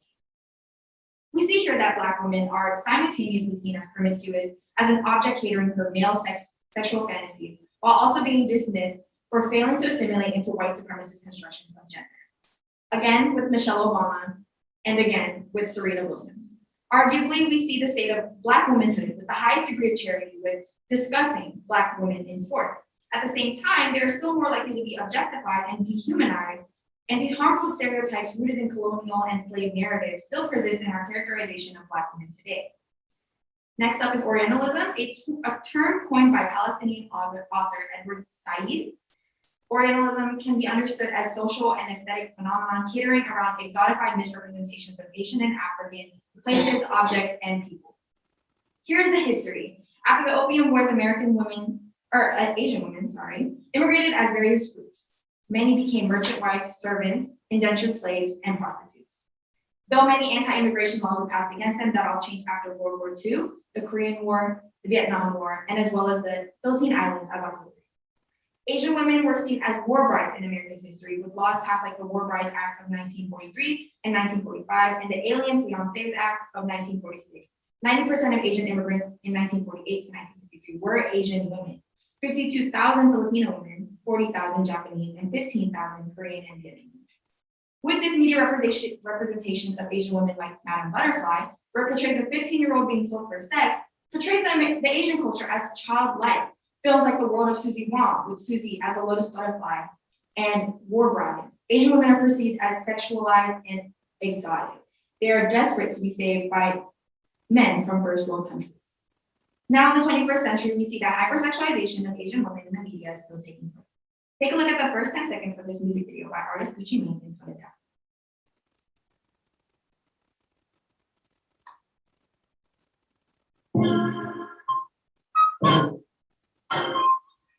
Still G, drop top right now. Let's go.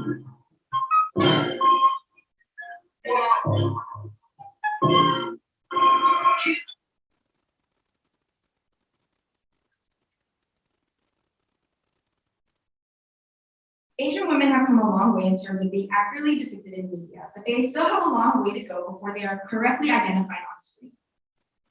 The shooting in Atlanta is a deadly reminder to Asian American women that they are seen by many men as sex objects who exist to satisfy their warped desires. It is crucial to understand that violence against Asian women, like what occurred in the Atlanta shooting, is a direct product of stereotypes and media portrayals. An analysis by the California State University Center of Study of Hate and Extremism found that crimes against Asian Americans rose nearly 150% in 2020. But the issue persists in many other cultures. Native women are 2 times more likely to be sexually assaulted than other women in the United States. Not only do the movies portray Europeans as the more dominant conquerors, but it also hypersexualizes indigenous women. The hypersexualization contributes to degradation and objectification, which directly leads to violence against indigenous women and girls. As a society, we need to be conscious of these vulnerable positions of indigenous women that stems from colonization. Hispanic women are faced with similar issues with media portrayals like the one seen here. Latinas are seen as the physical embodiment of overly sexual and curvaceous objects, taunting and misguiding men for decades in American media. This leads to Latina women being seen as tools for an agenda rather than their work ethic. South Asian women exist at an intersection of being exoticized and being undergendered. South Asian women have always had their femininity questioned when compared to white men and have been labeled as more primitive, dirtier, and hairier than their white male and female counterparts. However, their forgiveness still primes them, or their foreignness still primes them for fetishization from the Western male gaze. Middle Eastern women have a unique position with the Western imagination. The Middle Eastern woman whose job is often the subject of male sexual desires. The unveiled Middle Eastern woman is seen as innocent and mysterious, oftentimes viewed as a challenge for white men to conquer. For Middle Eastern women who choose not to wear a hijab, they are portrayed as exotic, hypersexualized beings who are subjected to both racist and misogynistic tropes that interact with each other. This leaves Middle Eastern women as fetishized objects in both mass media and everyday interactions. Women of color are not airheaded fantasies to be used in your ignorant songs, plays, and movies. With their constant misrepresentation in the media, men view women as objects, leading to harassment, discrimination, violence, and even human trafficking. Women of color are not to be classified under a certain characteristic, and the National Women's Law Center reported that one of the barriers of school success for Black girls is an implicit and explicit bias against Black girls, leading to racial and sexual stereotypes. Understand that there are many things left uncovered in this presentation, but let us leave you with the following questions. What is the difference between a preference and a fetish? Have you or someone you know perpetuated this issue? And consider how you feel about attempts to appropriate or glamorize women of color. Thank you.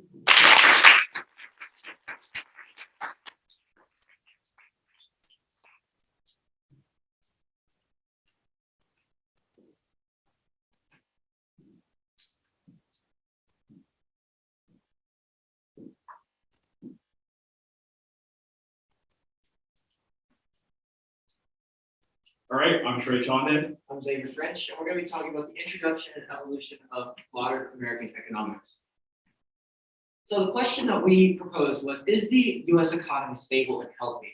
And in this little short section, we're going to be talking about what is an economy, what defines economic success, what is GDP, the concept of the standard of living in relation to GDP, and the problems with GDP. So let's get into it. So basically, what an economy is, an economy is defined as, by Webster, a process or system by which goods and services are produced, sold, and bought in a country or region. Now, the reason why I included two definitions because it shows there's a very point-blank definition to what an economy is. Now, economic success is a little different.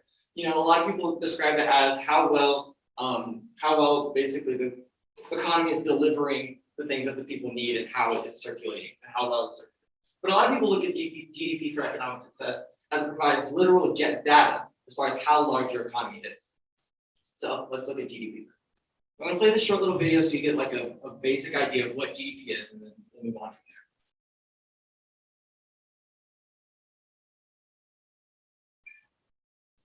there. The letters GDP are flung around often by the President, the Federal Reserve Board, journalists, and many others. They stand for Gross Domestic Product, which represents the overall market value of all the goods and services a country produces. In a way, it's like a price tag on a country's output, and it measures the size of the economy. The price is determined with the following formula: C plus G plus I plus NX equals GDP, where C is the nation's private consumption or consumer spending, G is the sum of government spending, I is the sum of businesses' capital spending, and NX is the nation's total net exports, exports minus imports. GDP is an important number because it indicates whether a country's economy is growing and expanding or shrinking and contracting. It also gives important information about how the introduction of new products and services or the improvement of existing ones affect demand. This data helps to plan future product development and improvements. It also helps a country to stack its economy up against others in the world and determine whether it's growing at a comparable rate. While it's not a perfect science, GDP can also be used to get an estimate of a country's standard of living. The idea is that...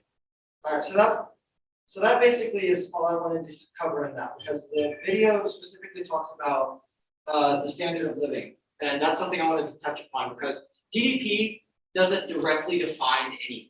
I mean, it doesn't directly define the standard of living. You want to look more at GDP per capita, but even then it's not a perfect science as the video stated. So GDP per capita basically shows how much economic production value can be attributed to each individual citizen. So it's better than GDP as far as discovering like economic health, but it's not where it needs to be. And basically it serves as like a prosperity measure, if you will. Like I said, although it's better, a lot of its problems include its reliance on monetary values and prices, the fact that most people don't see a connection between GDP and improvements in their lives. People are going to look at a GDP number and say, oh, my life is better because this number is high. It's not the case. So you can see that especially with like Brazil, we're at the top, and you know people can argue like, oh, well, although our number is high, we have really affluent communities or whatever. We'll take Brazil, for example, which struggles with poverty. They're in the top 9, but this is their GDP per capita. All I'm gonna say is yikes. So, All right, so next up, we're going to be covering about economic indicators of interest. We have 4 key economic indicators we'd like to focus on. The first of which is inflation. The second is the GDP to debt ratio of the nation. The third is capitalization to GDP ratio. And the final one is wealth polarization. Xavier will cover inflation and I'll get the other 3. all right, so basically the US is currently seeing some unusually high consumer good prices, like basically things like flights, lumber, chicken wings are higher. People fear that this is going to lead to a period of worrisome inflation. I'm not going to get into what happened in the 1970s because if you're not familiar with the term stagnation, it's a very little important to you.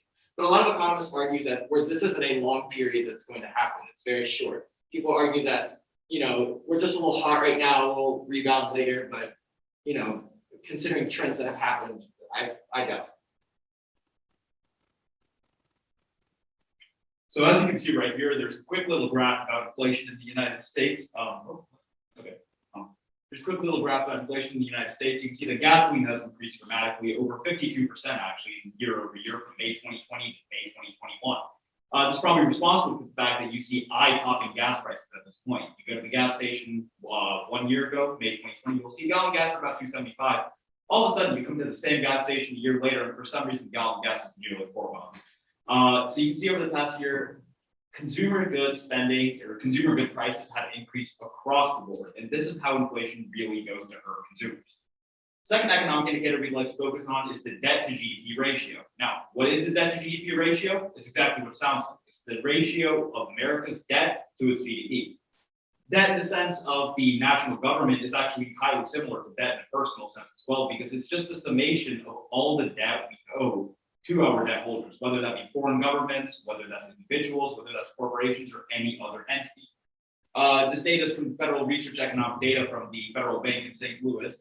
You can see that we managed to keep our debt to GDP ratio very stable right up until 2008, which was the beginning of the Obama administration, and that was when government spending fully began to inflate itself compared to how much we actually produced.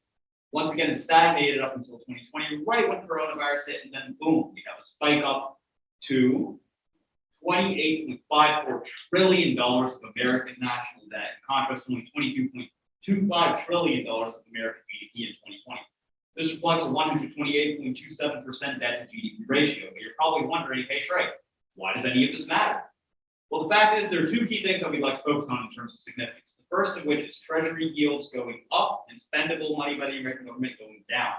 Treasury yields are essentially the interest rates that the Federal Bank of the United States offers to potential investors or potential debt holders. Like, hey, if you buy some of our debt right now, if you give us $10,000, for example, we'll give you 3% a year for the next 5 or 7 years. Investors will see that and be like, yeah, sure, that's good. As the debt to GDP ratio increases, the Treasury has to increase this rate higher and higher to keep investors buying our debt so we don't default on any of our credit obligations. The reason this decreases spendable money by the American government is because the American government has to pay interest on these Treasury bonds. The fact is that the higher and higher the Treasury yields go, the more and more interest we have to pay, lowering the amount of total discretionary spending that the American government has to spend on actual services that we can use. Second thing is the increase of the rate of risk-free return. The rate of risk-free return is typically measured by the 1-year or the 3-year Treasury bill, which is, like I said, the bonds that are issued by the American government. This rate of risk-free return is super appealing to investors because they see the U.S. government as basically infallible. Whatever that rate is for the Treasury yield is going to be the rate of risk-free return. They put $10,000 in at 3%, they can sleep well at night knowing that that 3% is guaranteed for them. And that actually dissuades them from investing in other riskier vehicles, for example, individual company stocks, along with corporate bonds and many other things. I don't really need to elaborate too much to let you all know that that is very bad for us if we do not invest in capital markets and innovation. That leads to a slowdown of economic productivity and a whole other host of things. Third economic indicator to focus on is capitalization to GDP ratio. The capitalization to GDP ratio is quite simply just the summation of the market value of all stocks and all companies in a certain country to the value of its GDP. For example, for us in the US, that would be the summation of all stocks listed and all companies listed on the NYSE or the S&P 500, the Dow 30, etc., as a ratio to our GDP. You see that I have 4 brackets listed on the right side here. A GDP or capitalization to GDP ratio of lower than 75% generally shows that a capital market in a nation is grossly undervalued. 75 to 90% in the case of the market is fairly valued. 90 to 115% means that it's slightly overvalued, with 115+% meaning it is horribly overvalued. I'll let that 205.97% at the top for a second. So why does this matter? Valuation. It's one word, it's the most effective way to phrase this. The fact is that valuation matters because if a market is overvalued, that's going to lead to investors being wary of whether they should actually invest in a company or invest in a market at all.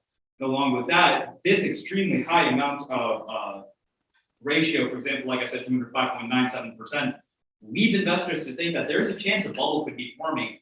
And that bubble, when it pops, could erase millions, billions, and even trillions of dollars of wealth from the global economy in a matter of seconds.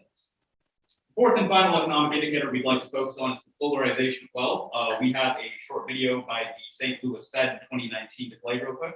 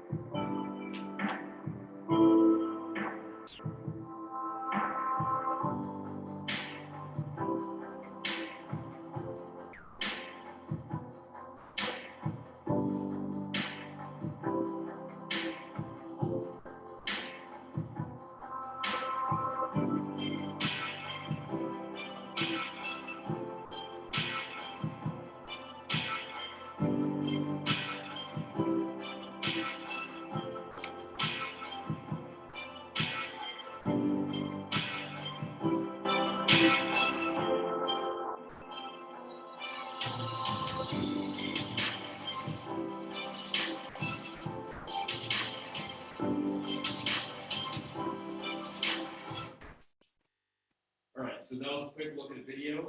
You can obviously see that there is a large wealth discrepancy in the United States. Now, you're probably wondering once again, why does this matter? The fact is, as Adrian mentioned earlier, GDP per capita is actually a pretty decent metric to value how exactly well the government's economy is doing.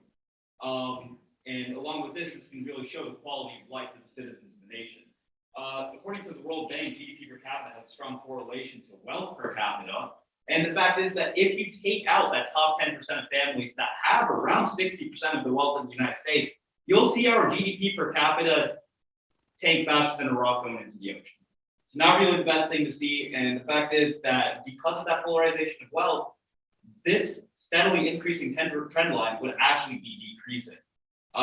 So since governments can use GDP per capita to understand how the government is growing or how the economy is growing with its population, you really have to factor out the top 10 and bottom 10% of all outliers to ensure that the economy and this figure is actually accurate. So reflecting back to our question, is the US economy stable and healthy? We provided 4 key economic metrics that we would like to measure with this. First of which is inflation, that Xavier explained. Second, the GDP to debt ratio. Third, the capitalization to GDP ratio. And the fourth of which was wealth polarization.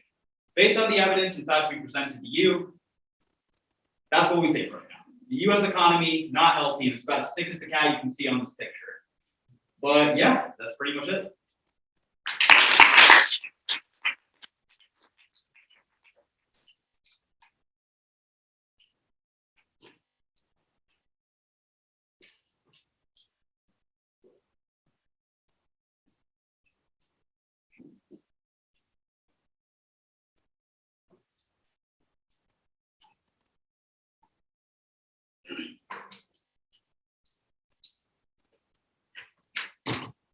Hi everyone, my name is Tasha. I'm Bella. And today we will be talking about political polarization in the US.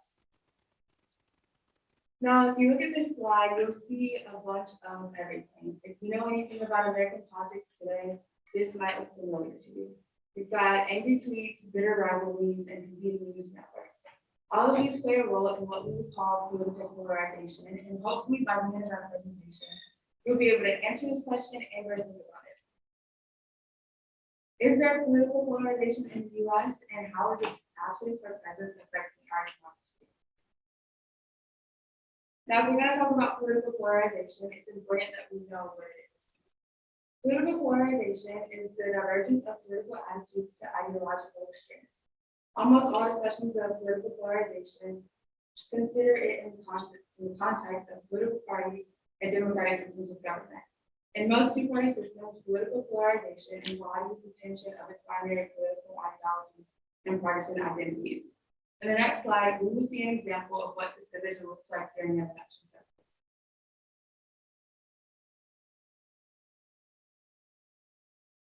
Tonight, a must-see debate. Two bitter rivals going head-to-head for the first time. Both candidates fighting to seize momentum in the final stretch of a close and polarizing race. Two nominees, one stage, and America's future.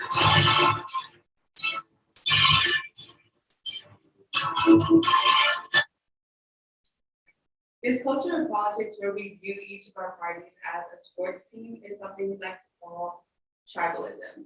Tribalism is a way of thinking or behaving in a way in which people are excessively loyal to their own tribe. Tribe may include a school, a family, and in this case, political parties. Now with tribalism often comes naive realism, which is the human tendency to believe that we see the world around us objectively, and if someone disagrees, they're either irrational, uninformed, or biased. This can cause people to go out of their way to defend a belief that they might not agree with, but is the belief of their tribe, just so that they can feel accepted. Some other terms to know are voter apathy, alienation, and party-line voting, but we're going to skip over them just to save time.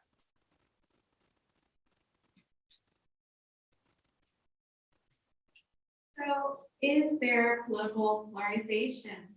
As you can see here, it looks like it, yes, because all these graphs are different studies that basically show that there's a huge ideological divide amongst us between Democrats and Republicans. So what causes polarization in our society? I think we can all agree that media plays a huge role in how we view politics. There's a national agenda to focus the public attention on certain aspects of American politics while ignoring others. It influences the issues that people believe are or are not important. The stories that are likely to receive high ratings are more likely to be covered, which in turn forces politicians to focus on certain issues that they otherwise would ignore. This mass media is used to link the general public with politicians. Its messages are often simplified, stereotyped, predictable, and have characteristics such as being more personalized, emotional, and informal. So a lot of us, as we know that there's a huge bias in the media. A lot of this stems from the fact that media is used as entertainment, and the main goal for media companies is to make money. And the best way for them to make money is to make these stories interesting. And so they typically will make the stories more polarized in order to attract the voters. So if you look here, they have the same story covered in just a plethora of different ways, just because of polarization. And as you can see here, so many of us get our news from social media. And then another reason the media has a huge bias is because of consolidation, which means that a lot of the media companies are actually owned by the same people. So we have a couple hundred executives who control our sources for almost 300 million Americans. And then we have media bubbles. And so what that means is that we kind of surround ourselves with the same point of views over and over and over again. And one of the reasons this happens is because social media platforms have algorithms that will show us what they think that we're interested in. And we also tend to disregard things that are separate from what we believe. And because of this, we're just kind of getting the same information over and over again from the same point of views. And then we have voter activism, which just says that the people who are most active in politics tend to be the most polarized. And so they're pushing more and more polarized, just policies. So it's not really accurately representing the beliefs of the general public because voters may be polarized, but in general, the American public is not all that polarized. And then we have ethnic bias, which just is talking about naive realism. So we tend to just disregard things that are not of our opinion, of the opinions of our own tribes. And it just tends to prove to us that our point of view is the correct one.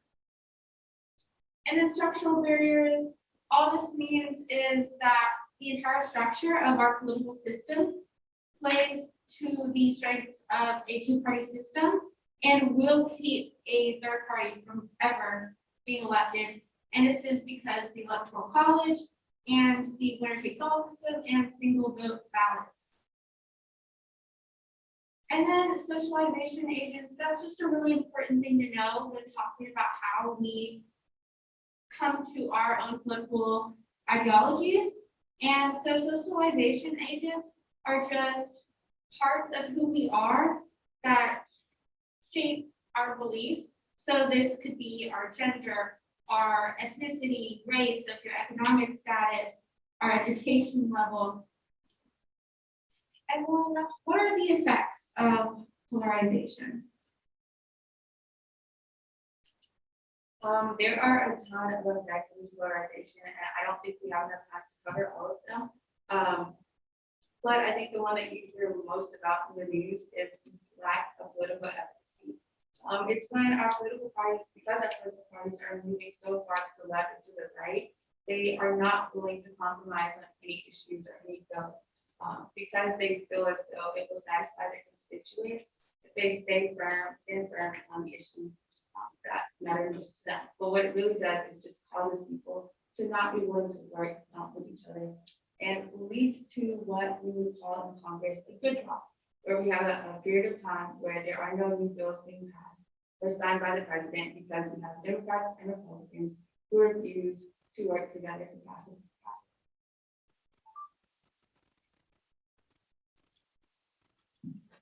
So a huge effect of polarization is one that you've probably come in contact multiple times.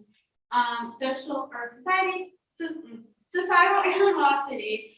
So that's just saying that Democrats and Republicans hate each other. There is a study that shows that almost half of Democrats or Republicans would be mad if their kid were to marry somebody of the opposite political ideology, which is stupid. We literally just hate people who don't have the same beliefs as us because we've been told that they're so ideologically polarized that they're just like all the way over there. But in fact, that's just not the case.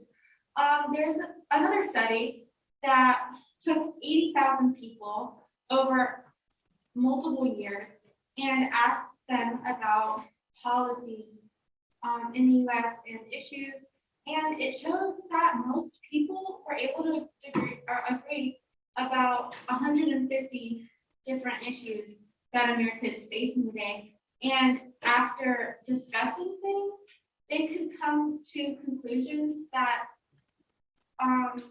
both of them agreed with a lot easier than people in Congress can. So in all actuality, the general public is not all that polarized. It's just what we've been shown. And so what are the solutions to polarization other than dismantling electoral college and our voting system? You can focus on issues instead of parties. Really spend time researching the different issues and policies and their effects instead of what you've been told by far left or far right media sources. Just do your own research. Don't say because it's Democrat or because it's Republican, you're going to vote or not vote about it. And then break out of your media bubble. If you only follow left-leaning people, follow right-leaning people, not Trump, because that is not a good source to follow. Other ones are very accurate sources. Just because they're not of your political ideology does not mean they don't know what they're talking about. And it's going to broaden what you know and give you a much better knowledge about the different topics. And then learn to listen. If you're having a conversation with somebody who has different beliefs than you, listen with an open mind. Don't like close yourself off, because you're just not gonna learn enough if you listen to things closed off. Just gotta be open to everybody around you, regardless of your political ideology, because everybody's beliefs are valid. There you go. Thank you.